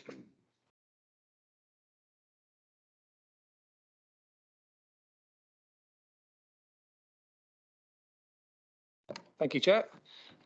This application seeks to erect a two-bedroom, single-storey dwelling to meet the self-build needs of the applicant, who is a long-standing resident of North Wootton. Outline planning permission was granted on this same site in 2013 for the erection of a dwelling, and in 2016 reserved matters approval for a two-storey, four-bed dwelling was granted. The previously approved house was significantly larger than the scheme before you now, and yet in 2016 the council concluded that, and I quote, "The development proposed is not considered to harm the character and appearance of the area." The previously approved house was not built, and whilst there have been some changes to planning policy, the physical context of the site remains unchanged since 2016. Namely, the development would infill between two existing houses to the north and south and would be opposite houses to the east. The dense belt of trees and planting on the road frontage would be retained, and new orchard planting would take place to the west. The scheme proposed now would be equally acceptable in character and appearance terms to the house the council approved in 2016, not least because it is of a smaller scale and would still represent a logical infill plot within the built-up part of North Wootton. In terms of the suitability of North Wootton for new housing more generally, this is a well-established village served by, amongst other things, a pub, a village hall and a church. Less than a year ago, on a site 100 metres to the southeast, on land at North Town Lane, the council granted planning permission for the erection of a new dwelling. The planning officer's report for that application said that the site was not isolated in the countryside. The same point applies here. It seems entirely inconsistent to conclude that a development within 100 metres of an approval granted last year is now considered to be in an unsustainable location. Overall, this site had plan permission previously granted for a much larger dwelling, and at that time the council considered it would not harm the character of the area. The physical context of the site is unchanged, and it would be reasonable to reach the same conclusion. A similar point applies in terms of sustainability credentials of North Wootton in terms of access to services, particularly given that in September 2022, plan permission was granted for a new dwelling 100 metres away. The application has the support of North Wootton Parish Council, as you heard, and has not attracted local opposition in respect of relevant material planning considerations. For all these reasons, we respectfully request that you grant plan permission. Thank you. Thank you, Dan. Very succinct again. Very good. Thank you. That brings us to the end of the public speakers and things. So we're going to go that now. First, I believe that we have the ward councillor or division councillor here. Is that you, Claire? Oh, it's you, Heather. Oh, sorry. Yeah, North Wootton. Yeah, wow. Okay. I have the absolute joy that North Wootton is one of a number of parishes that I get to go and visit and represent. So I'm really pleased to say it. No, and I just wanted to say, and I know the area, I know Tanyard Lane, and interestingly, when you look at the block diagrams, you can see how this one piece of property abutting Tanyard Lane is the exception because it hasn't got a house on it. All of the other ones clearly have houses on it in huge gardens. We talked earlier on about, or somebody made reference to an average size of a garden might be 480 square metres, which is about 2/3 the size of this room. Dwarfed. That would be dwarfed by these plots. I realise it goes against the policy which now is in place, which is around, about protecting green spaces. And I'm sure we'll be in this room again before too long, fighting to keep something that's been identified as a green space or we think should have been a green space. But I am conflicted because I've heard in the village hall, I've heard the support for this particular things. I'm trying not to be predetermined. I'm happy to listen to everybody, but I know there will be reasons for not doing this because of the current rules around protecting green spaces. But I think it actually makes that lane more in keeping. If there were a street scene, if you could see over all the foliage, the street scene would be more consistent for having a property on that particular building on that particular property. And I don't think it's any more detrimental, and it's certainly not, as Councillor Shimon said, it's not open countryside in that sense, because it is a very green village already. If the village wants it, I'm minded to support it, but I realise it's not my decision alone, and the committee has to debate it. But my recommendation, as in the mine and Roses, as in the pack, was to support the application. Thank you, Heather. That was interesting, and yeah, I can see where you're coming from. Thank you, Helen. I believe you wish to speak. Yeah, hopefully this isn't a squeaky one. Okay, good. I think this is kind of similar to the last one in that it's outside the development zone. It's if we approve it, it'll be contrary to policy of of having something in a rural area, even though there are scattered buildings around. I think what makes it different is this OALS, Open Area of Local Significance. And I wanted to ask a bit more detailed questions about where that came from. Was that something that was identified? I think our local plan that we have now, and it may be that Simon or Tessa can answer this, is it was first of all put together in 2009, and then I think it was revised a little bit in 2014 and adopted. But at some point, somebody, presumably a previous parish council, decided that this was an area of local significance, and they may now have changed their mind, but has somebody else, like an inspector, approved that and signed it off under Local Plan Part 1? I know that under Local Plan Part 2, we tried to increase the number of green spaces, and a different inspector said, no, we couldn't have that many green spaces. So what we did at Mendip just 2 years ago was we had a supplementary planning document which said, these green spaces are really important to us, right? And we listed them all. And this is one of the ones in the list. And I think the fact that it's in this list has to carry some weight.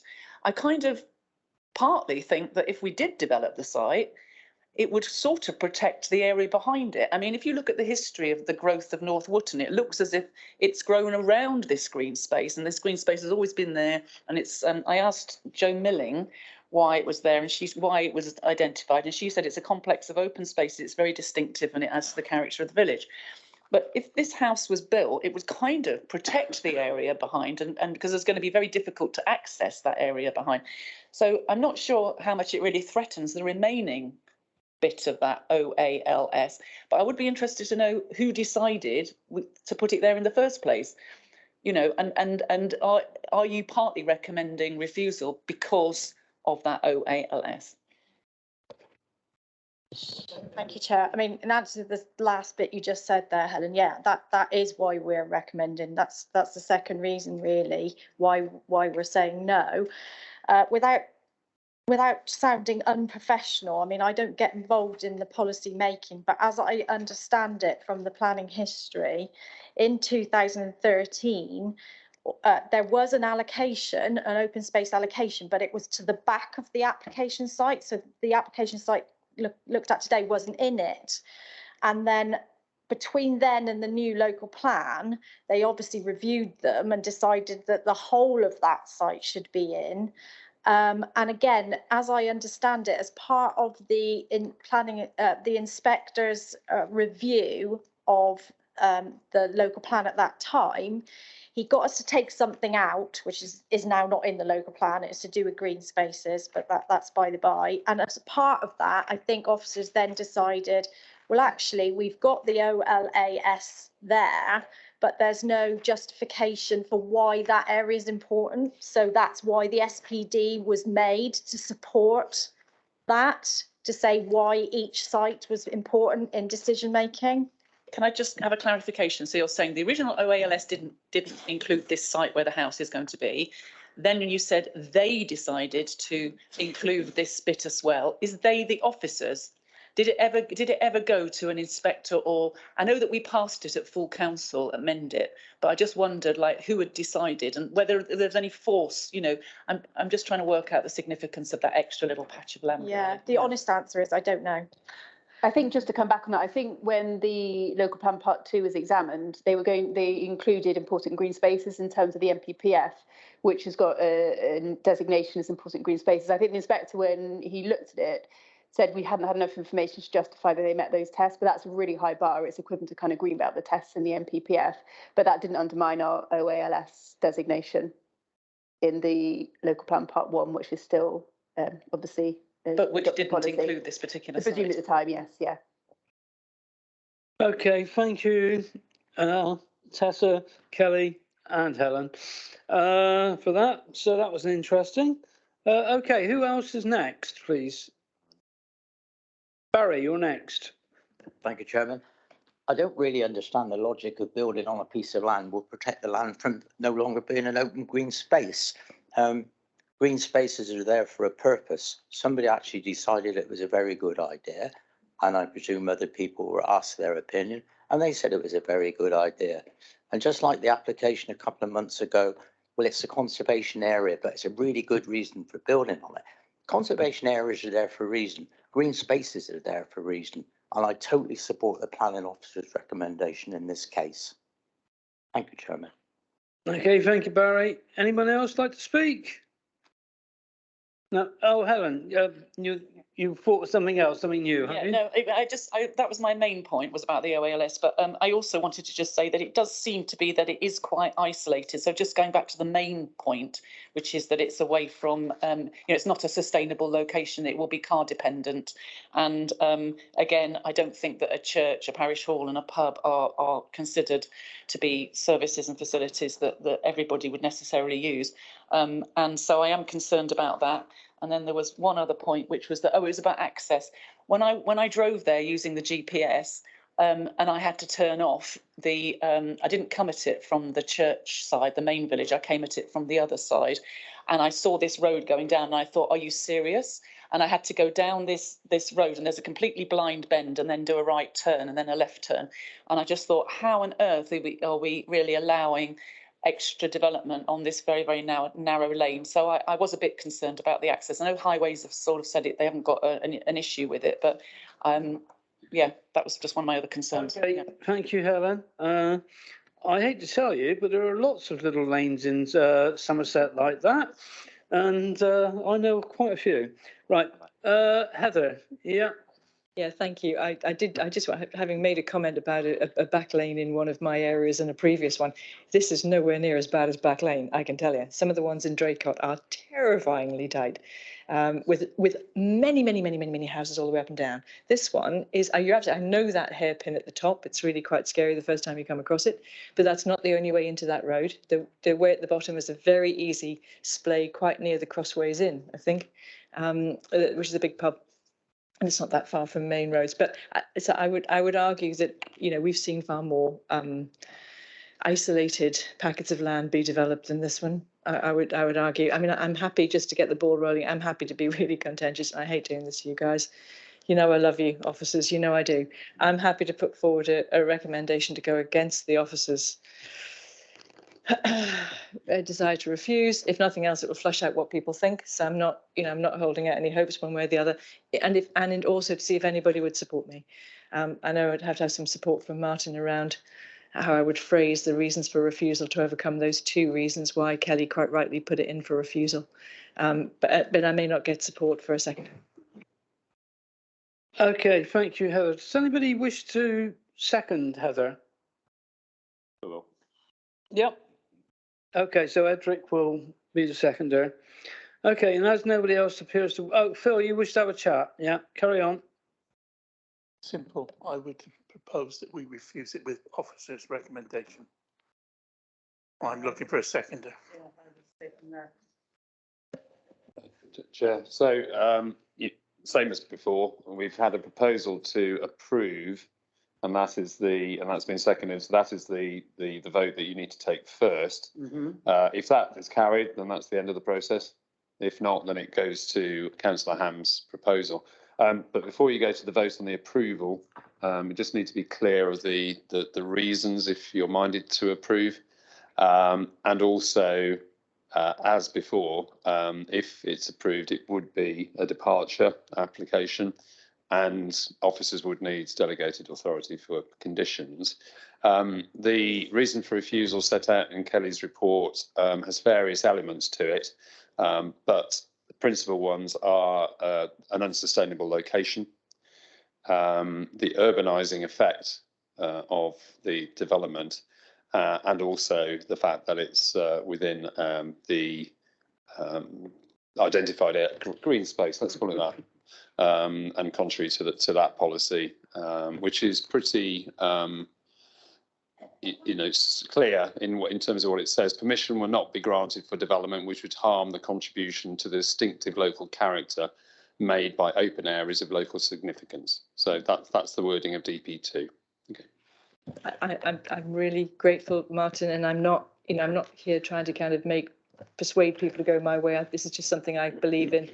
I think Edric believes it too. So I think what I'd be saying would be that, in my opinion, for what it's worth, I don't think this contributes significantly enough to the urbanisation of that village to actually count against its development. I don't think it would, what's the other two? What was this? Urbanisation, there was unsustainability. Again, I don't, in my opinion, it is sustainable enough given some of the actual facilities within that village. So again, I'm kind of, in my opinion, I wouldn't agree with that. With regard to the open space, I absolutely, that's the tougher one, I realise, but it's only taking half of the area that's identified as open space to have this particular plot. There is still a good deal of open space behind it. And the local, because I'm swayed by local opinion, that the people in the village actually are supportive of it. Whether that's good enough, it's up to the committee. Okay, thank you. We're all decided, we're all clear in our heads. And so we will take Heather's proposal first, that we approved, against officer recommendation. So all those in favour? Four, Chairman. All those against? 8, Chairman. And any abstentions? No. Okay, so that one has fallen. Sorry, Chair. Go to Councillor Ham's proposal to go in accordance with officer recommendation. Yeah. Which has been seconded. So all in favour of Councillor Ham's recommendation?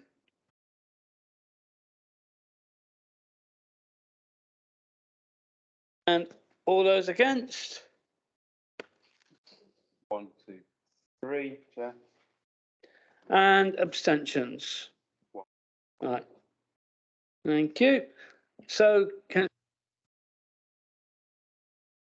oh, yeah, I turned it off and I should have turned it back on. The application's refused, Chair. Approved. Thank you.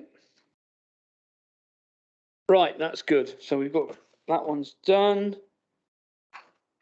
We now move on to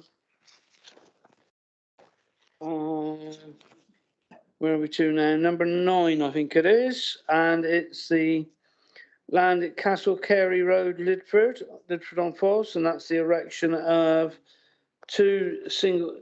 Yeah, hang on, I can't read that properly. Yeah. Yeah, one trio single storage dwelling house approval, and that's Kelly. Thank you.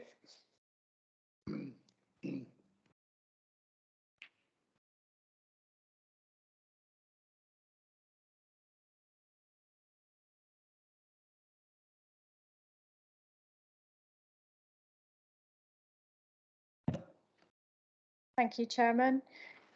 Yes, this application refers to land at Castle Carey Road, Lidford on the Foss.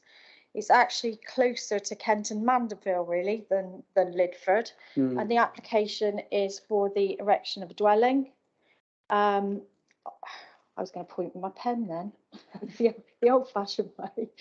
Hang on, let me get my mouse. Right, so the application site is in the back there. Can you just see where I'll show you a plan in a minute, but it's in there. And this isn't actually an accurate reflection. This is taken from Google Earth or something. But this field on the opposite side of Cotton Lane to the site is actually now all housing, which was granted and built under the former district council, that South Somerset. Thank you, Simon. So that there's housing there now. So the context is slightly different than what you're seeing there. So there's the application site, and as I said, that it's for a full application for an erection of a dwelling.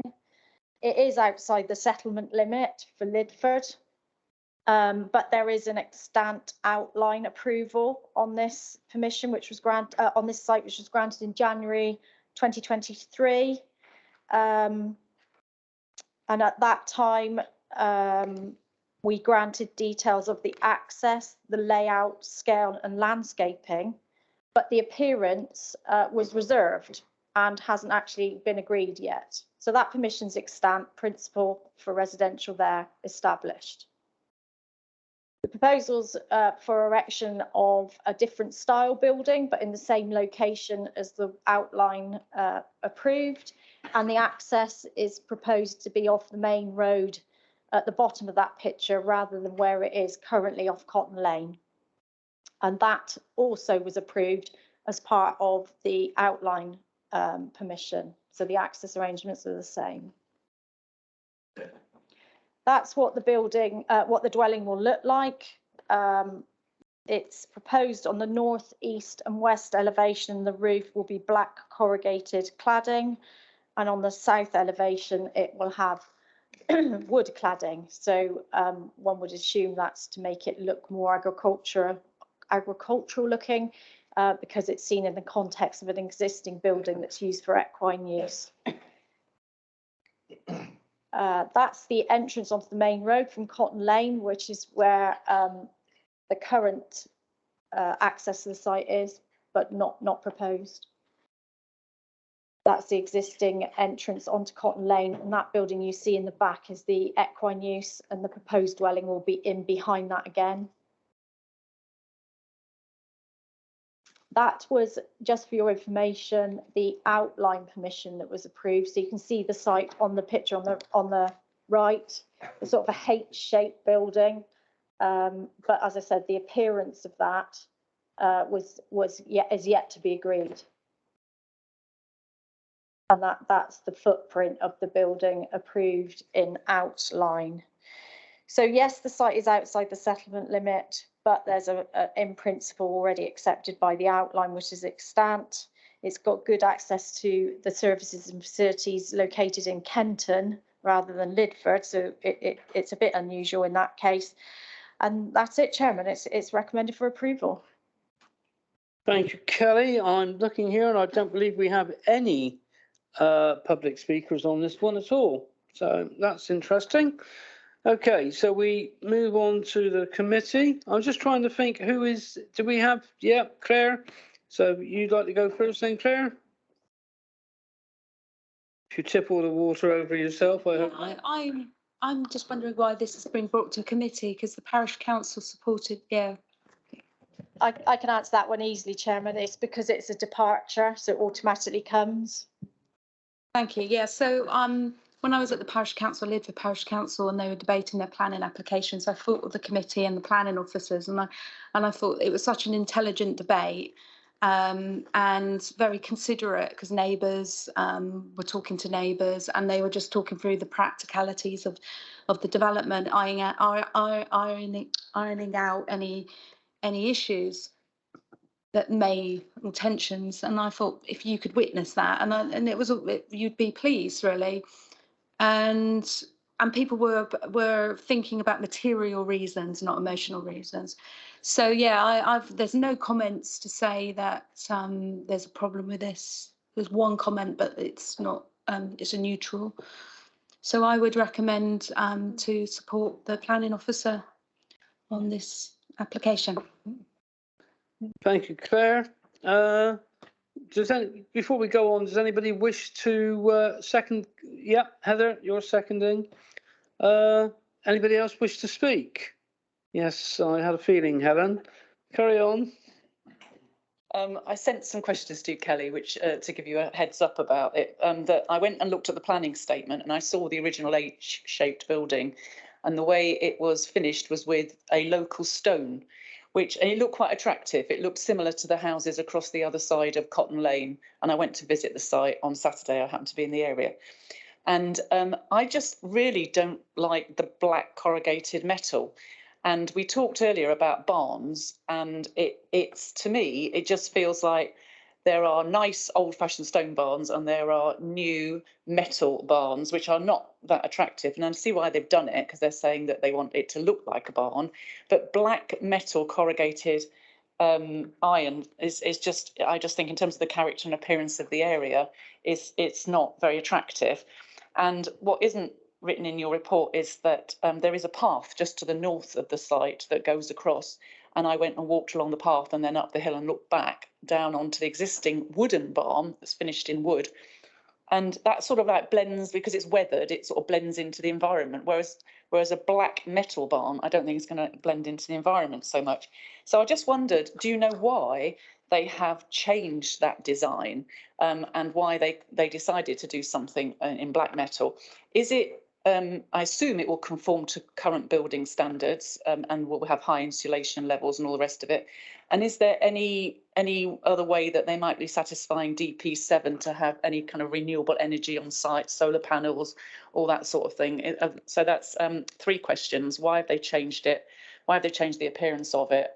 And DP7, and there was something else. Oh, the footpath. Have we thought about the character and appearance? Could you answer, Kelly? I could, yeah. Or I as was just best waiting as for you the can. invite. I was waiting for the Okay. invite.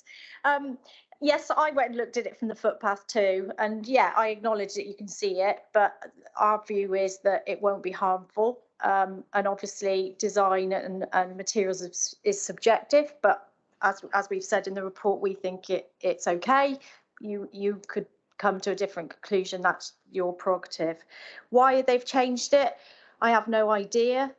In the design and access statement that they submitted with this current application, they actually wrongfully showed a picture of the previous permission, which does show, you're quite right, a stone-built building, but that could change because appearance was reserved. So on the outline, we didn't agree the appearance, so they could conceivably come back in again with a black metal thing. Building regs, one would assume that they're going to apply the building regs. I'm not a qualified building inspector, so one would assume, and that's covered under other legislation. In terms of renewables, on the site plan, they do actually show annotated that they're going to put solar on the existing barn. And I did speak to the applicant's agent today, and they've confirmed that that is their intention, and they're happy to accept a condition if members see fit to make sure that that happens. And I've checked, and it is within the blue line, so it's in land that they've got control over, so that could be achieved if need be. Could I propose that then is added to the person who's already put forward the proposal to accept it, that we have a condition on having the solar on either the main building or the barn building? That's entirely up to you, Claire and Heather. Okay.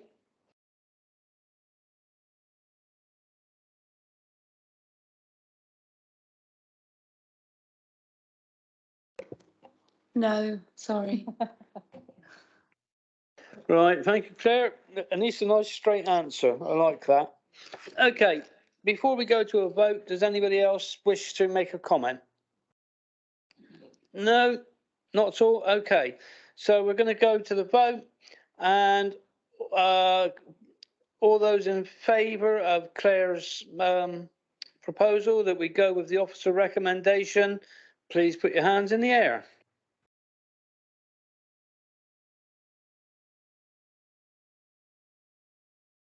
All those against?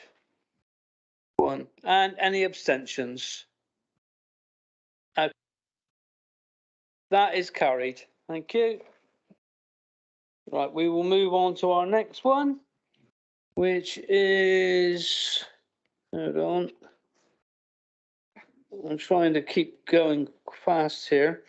Little Chining, Charlton Road, Holcombe, at Shepton, near Shepton Mallet. Yeah. The conversion of an existing garage and workshop to residential accommodation. It's recommended for refusal, and Jennifer is the officer. So Jennifer, if you could push on with that, please. Thank you, Chair. Yep, as you said, so this is at Little Tining, Charlton Road, Holcombe. It's for the conversion of an existing garage and workshop to residential accommodation and additional hard standing area with drainage. Okay, so the red circle at the top of the image is the site itself. The red lines to the south, the one on the left is Holcombe, and the red line is the development limits, and the one on the right is Colford. So it's just to give you an idea of the location. Okay, so this is a close-up of the site. So the red circle encompasses the garage and workshop building. The building just off to the southeast is the main residence of Little Tining.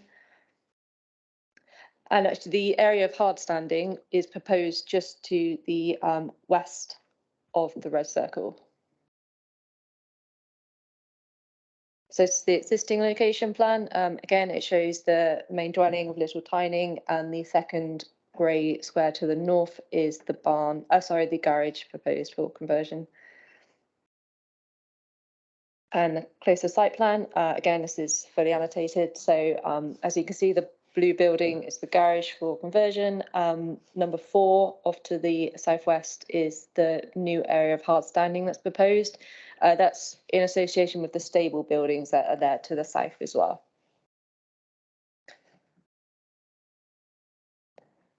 So existing elevations of the garage, as you see, it's a single story. And the proposed elevations. So they're looking to extend up to raise the ridge height in order to accommodate a second story within the garage and proposed dwelling. They're also proposing a single story extension to the rear. And this is the proposed floor plans. So as you can see, it shows the extension to the rear and the upper floor. And pictures of the site. So the garage for conversion is on the left-hand side, and then the main house is just behind it, Little Tyning. And again, the picture on the right shows the garage and then other various structures on site. Again, closer up of the garage for conversion. This is the interior of the garage. As you can see, it is currently still in use. And this is the area proposed for the hard standing in association with the stables that you can see off to the left-hand side. Okay, and the access and parking areas. And this is the access onto the highway. So the left-hand picture is looking to the north, I believe, and the right-hand picture is looking to the south. Okay, and it's recommended for refusal as per the officer report. Unfortunately, because it's outside development limits, it's there's no policy support, and because it's not a disused or redundant rural building, it doesn't qualify under DP22. Also, the extent of additions proposed to the garage would also omit it from being acceptable under DP22. Thank you. Oh, thank you, Jennifer. We've got some public speakers on this one. Oh, excuse me. First, we have Councillor Phil Gate from Holcombe Parish Council. And you have 3 minutes, which will be signalled by the going of the little buzzer.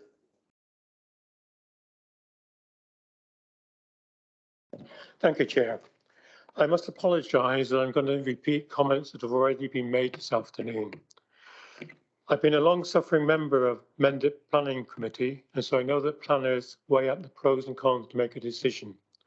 For this application, there's only one con mentioned, the unsustainable location. It's clear from the report that if this application was within the development limits, it would be approved. Similarly, if it was close to the development limits, because of paragraph 11D of the NPPF, it would also be approved. So the key question is, how unsustainable is it? And unsustainable, surprisingly for me, has a very precise definition. Is the site's distance and poor accessibility and connectivity to local services and facilities such that it would foster growth and the need to travel by public vehicles? I would add, compared with the site close to the development limits that would have been approved. You all know Holcombe. Its local services and facilities are a hotel and restaurant, a pub and restaurant, a church, a playing field, a village hall, and a very limited bus service between Frome and Midsummer Norton. There's no doctor's surgery, no shop, no post office, no post collected after 9 o'clock in the morning, and no transport to Shepton Mallet to speak to the planning board. Unless the residents of this proposed development are hard-drinking churchgoers, this location is no more unsustainable than any house in Holcombe. There is only one pro for this development. the benefits arising from the application. The report mentions the economic benefits and the modest contribution to housing figures. There is another important benefit the committee should consider. Adult social care is a major issue that's getting more critical for Sorotec Council and for elderly adults. Having family members near elderly relatives has too many benefits to mention within 3 minutes. However, one key benefit to the elderly relatives, is that it reduces their social isolation and gives them better health outcomes, thus reducing their medical and social care demands. I think that is unacceptable that, as it says in the report, there is no local or national planning policy covering this issue. Somerset Council should be investigating all possible ways to reduce the impact of the adult social care time bomb. If this committee considers that this site is an unsustainable location, the economic and social benefits from different generations living closely together should be taken into account to outweigh the location's harms.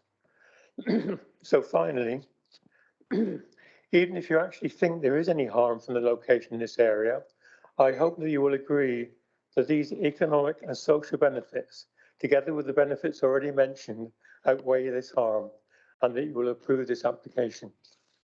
Sorry, I took too long. Thank you very much. You've done very well. You were very close to 3 minutes. Give you 10 out of 10 for that. Our next public speaker will be I believe is either the applicant or probably the agent, Richard Tremellian. Tremellian, I couldn't quite pronounce your name, sorry. Thank you, Chair. Richard Tremellian. Good afternoon, everyone. There might be a bit of repeated ground here. So having initially been advised that the application was going to be recommended for approval, it was a surprise for this to be reversed 18 weeks after the application had been registered.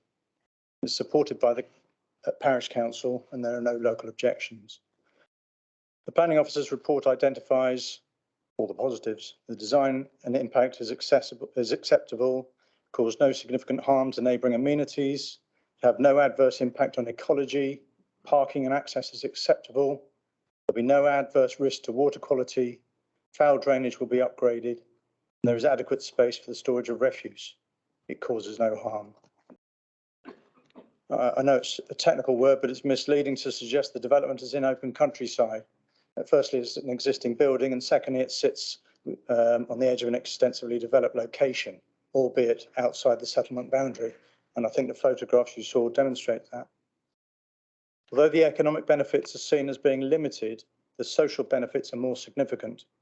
This application provides the opportunity to give the necessary care and support for elderly and disabled people, which are protected characteristics under the Equality Act, which I believe should tip the balance in favour of this application.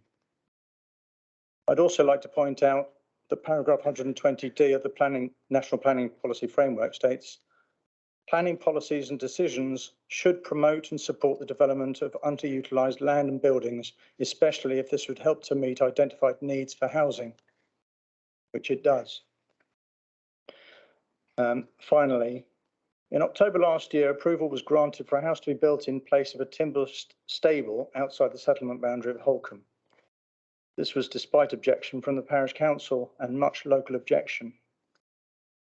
The officer's report stated, the development will result in an additional dwelling and economic benefits primarily through construction phase. These benefits were considered to be limited. Whilst the benefits are limited, in this case, the harm does not significantly and demonstrably outweigh the benefits. The application is therefore recommended for approval. So, I therefore hope a consistent approach will be taken in regard to planning balance with this application. Thank you. Thank you very much. And it sounds like you're inside the 3 minutes as well. Well done. Now, I understand that we have both of the division members here on this board. So who should we go with first? Should we go with you first, Tony? Please. Go with somebody else first. That'd be the easy way out, yeah. I'm sure Edric could go first. Thank you, Tony. I'm happy to support this. Now, those of you who've been on this board for a few years, which aren't many of us left, will be mindful of the fact we have approved of developments such as this over the last 4 years to help keep people and families together in rural settings. I remember Nigel Walkham-Adams, the long lamented, very good member of this council, wise council for years, speaking up on behalf of 2 or 3 developments, one for a disabled person, I think another one, at least in my memory, where we help keep a family together by building a home to allow a family to stay together in a place we've lived for a long time without splitting families up and sending them possibly to care or to a village where they didn't know. I know this, according to policy, is outside the village boundary, but it's on a developed site. I have no problem with this at all. I've seen lots of stuff. I've been in dialogue with the applicant. And don't forget, if somebody on this board says, oh yeah, they could build that and sell it in 6 months' time, that's not material. It's not a material consideration. I'm happy to go against officers' recommendation, although I appreciate all the hard work that's been put into putting this together. I think it's important for all the reasons given by Phil and other people speaking on this. And I'd like to go against officers, the officers' recommendation. So I'd like to recommend we approve this against the officer's recommendation. Thank you. Thank you, Edric. Tony, you are next now. No more hiding.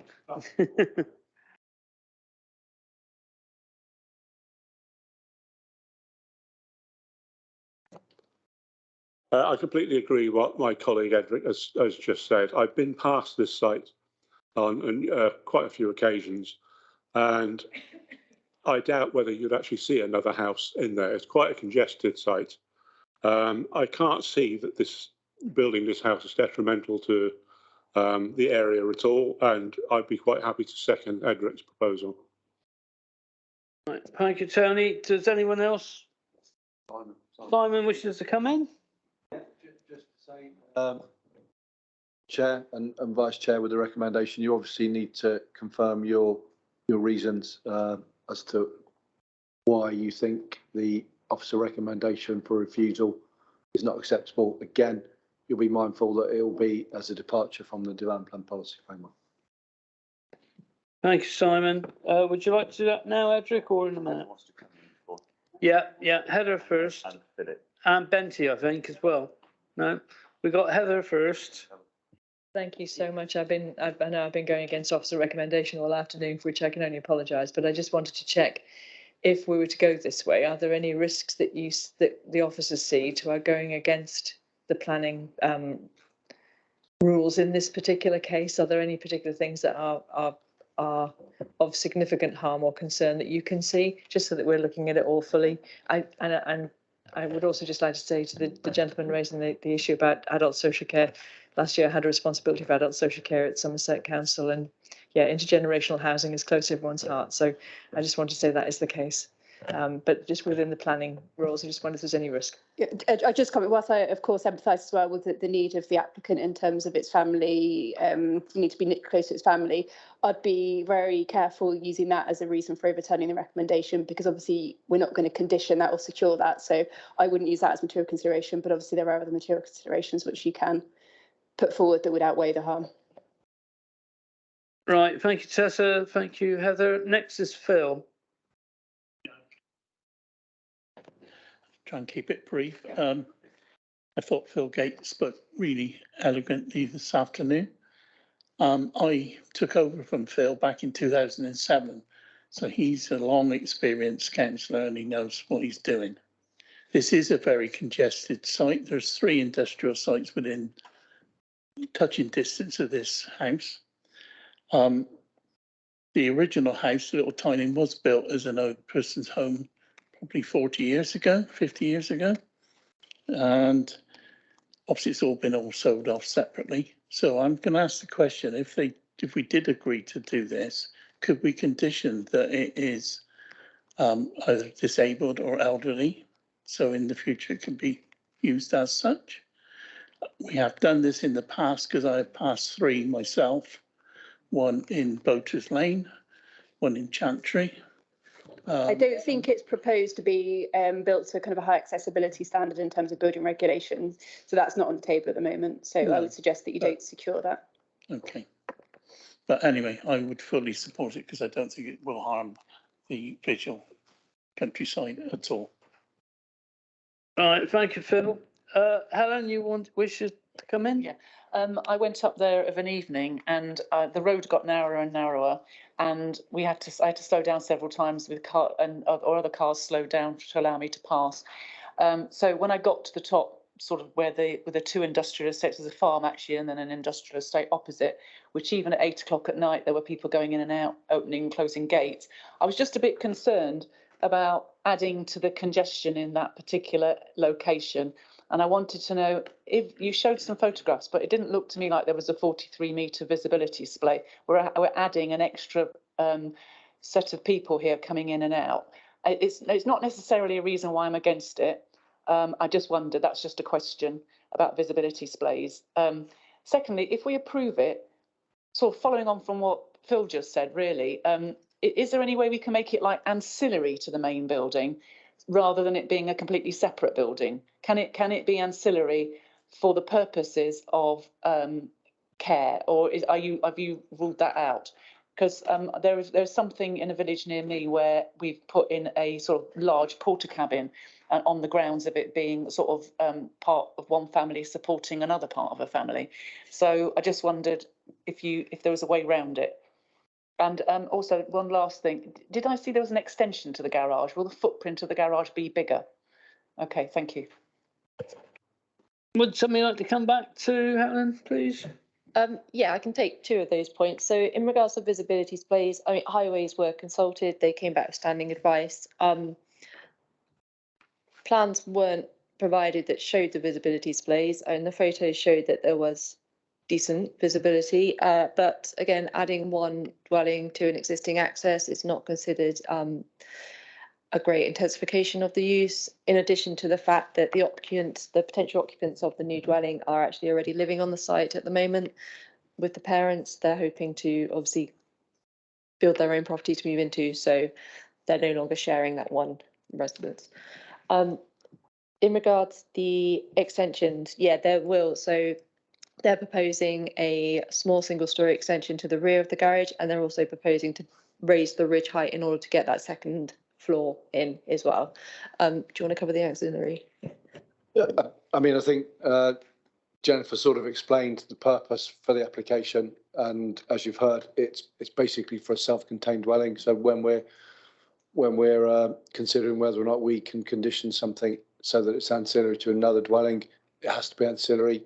I mean, yeah, I think, to be honest, you probably don't need to be too worried about imposing a condition, because I think spatially it will be restricted given the space between the principal dwelling and the dwelling that's proposed as a result of the conversion.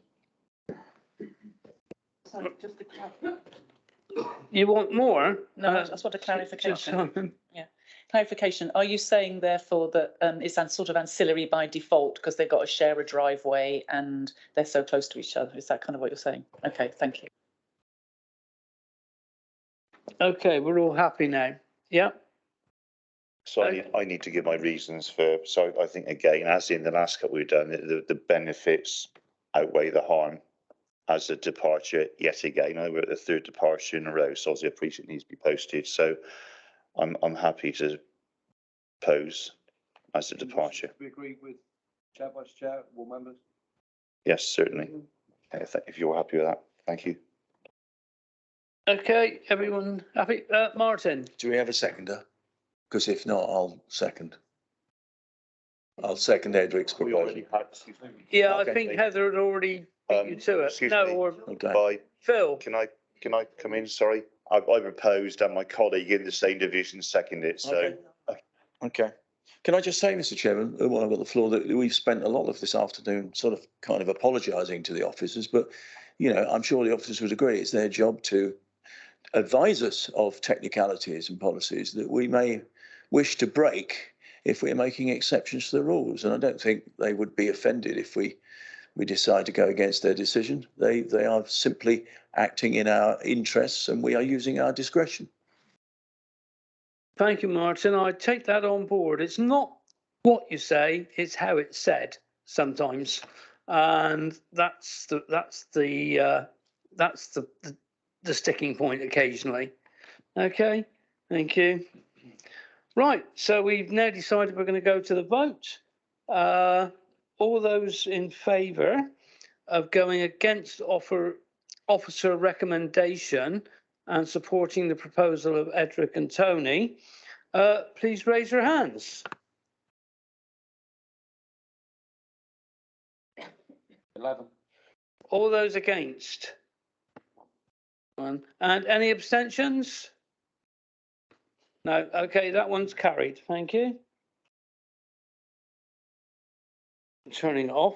Now we have to move on to our, I think it's our final one of the day, which is at Footlands, Ivythorn Lane, Wharton, which is in just outside the street, next to the street. And it's for the change of use of land from agricultural to residential. And it's recommended for approval. And Jennifer, you have this one again. Yep, thank you, Chair. Okay. So, yes, this is at Footlands, Ivythorn Lane, near Walton Street. So it's change of use of a section of agricultural field to residential garden. The purpose of the change of use is to facilitate the relocation of the septic tank, which is currently in the wider field, but they wish to bring it into the garden area, so it's all within the ownership of the owners, I suppose, the occupants of the property. Okay, so this shows the location of the site. The red line to the north is the development limits of street, and the red circle is the site itself. Okay, and again, slightly closer picture of the site. As you can see, it's very rural location, although there are a couple of residential properties along here already. Okay, and this shows the extent of the section of land proposed for the change of use, so the section outlined in red. And again, just a slightly closer image of the section. And some photos of the site. So the right-hand photo shows Ivythorn Lane, and the left-hand obviously shows the property itself, which is currently vacant. And that's the section of land that's, I should say, it's actually retrospective. The fence line is the new boundary of the site. The hedgerow would have been the previous boundary. Okay, and again, so this is the section to the rear of the property. Okay, and again to the rear of the property. And it's recommended for approval as per the officer report. I mean, it's here because it's a departure from the local plan. Okay, thank you. Thank you, Jennifer. We have one public participation. I think Joe Fryer. Yeah. You have 3 minutes. Good afternoon, Mr. Chairman and councillors. My name is Jo Fryer. I'm the agent for the application. The property was owned as part of a large land holding, and upon the death of the farmer, it passed to my clients. They wished to dispose of it, but identified that in order to do so, they would need to include the septic tank within the sale. The septic tank existed outside of the authorised curtilage in the adjacent field. And whilst the whole was owned by a single farmer, it wasn't a problem. Having been badly advised to simply purchase the additional land and enclose it with a new fence, my client's solicitors soon identified the need for the extended curtilage to be authorised. This is the purpose of the application, not simply because the applicants desire a larger garden, but that any purchaser of the cottage will need to have control of the existing septic tank and the means of accessing it by tanker. The land in question immediately adjoins the established curtilage, and so the proposal would be seen in the context of the dwelling, and no immediate nor wider landscape impact will occur. In the absence of any objections and with the recommendation to approve, I hope that you too will be able to support the application. Thank you. Thank you very much, Joe. And I'm going back to Heather, because Heather is the ward councillor or division councillor. I've got to get round to saying that. Thank you. Thank you so much indeed. With my esteemed colleague Ros White, we are both the division members for this one, and I think I saw you, Joe, actually at Walton Parish Council. So I know that Walton Parish Council are very happy with this. They have no objection to it at all. They see it as a kind of a technicality. They would be supportive of it, and I respect it has to come here to be approved, and I think that's the right thing to do. I would be struggling to see any reason not to be approved, and I'd be happy to propose it when the time comes. Thank you, Heather. I think Helen wants to say something. I want to propose approval. I don't think we need to discuss this really. I'd second that. Do we have a seconder? Yeah, Heather is second, proposed by, no, Heather is seconding and proposed by Helen that we approve along with officer recommendation. Does anybody have anything else to say? No? Okay, let's go to the vote then. All those in favour? Unanimous, Chair. Unanimous. So that one is carried. That's it. Thank you. And I believe that is our last one of the day and done by 5 o'clock. Appeals. Oh, appeals. Yeah, sorry, forgot about those. General rush off. I've got to find that. Trying to get too quickly. Yeah, I know my computer has decided to have a little funny 5 minutes.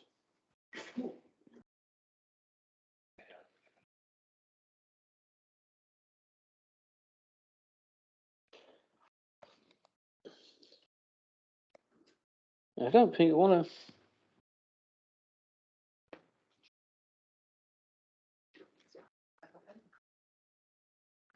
Okay, what page number? 125. Okay, hold on. Yeah, I'll be at the end.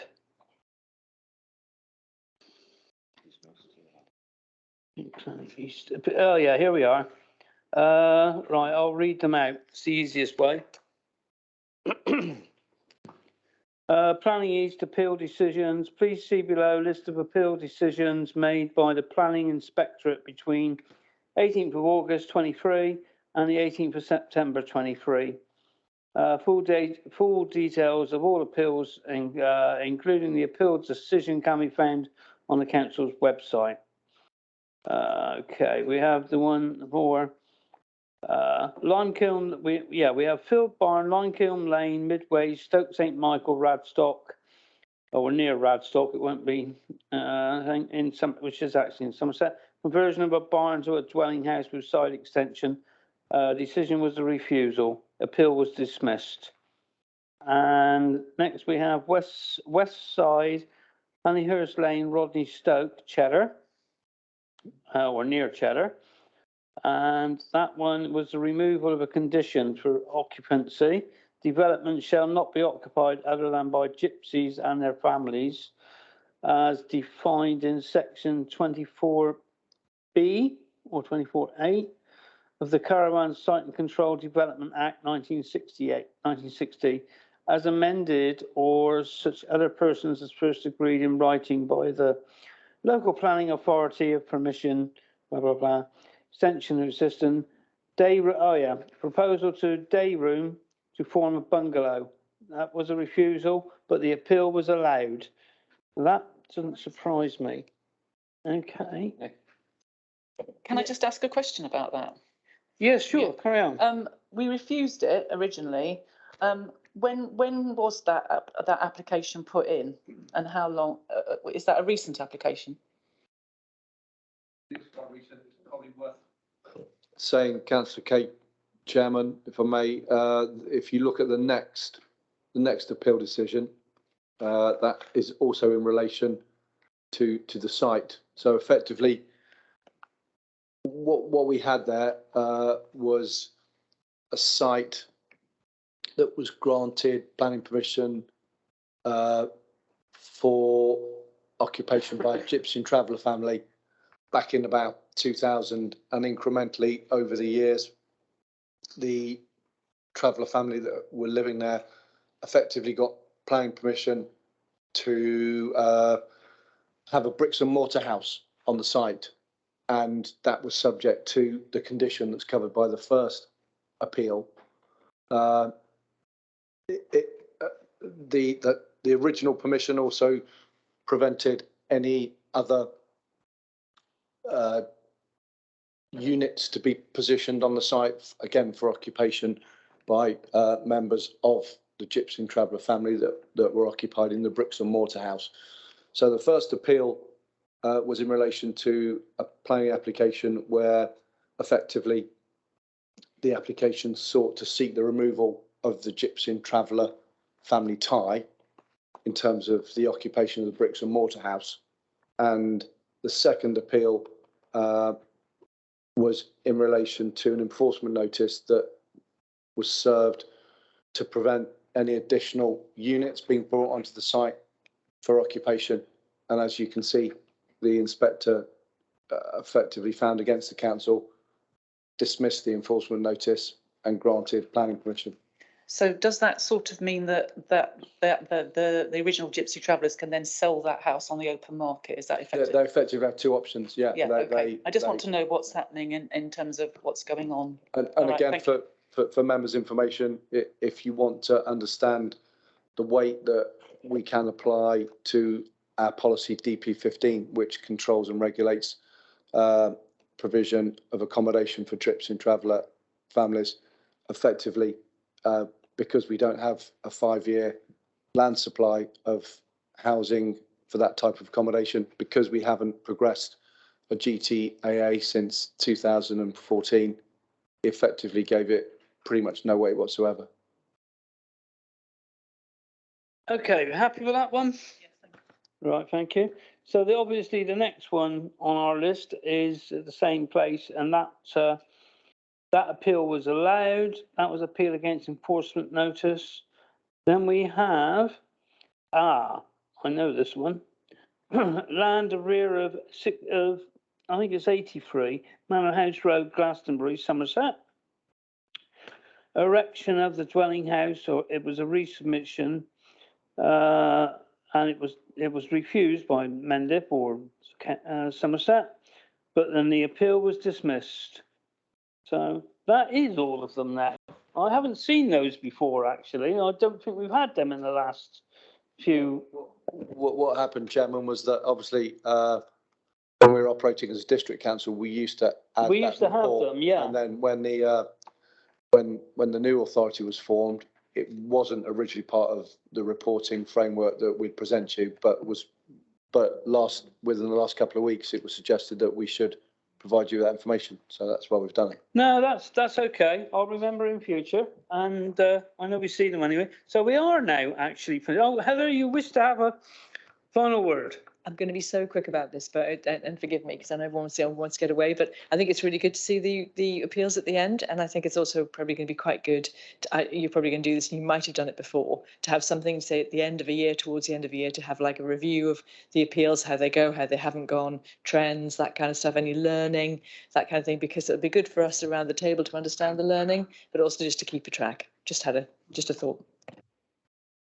Yeah, it sounds sensible. Even, yeah, definitely sounds a sensible idea, which I'm sure will be taken on board. So that's it. So now, is there anyone else who wishes to say anything before we go? Okay, I officially declare the meeting closed at about 6 minutes past 5.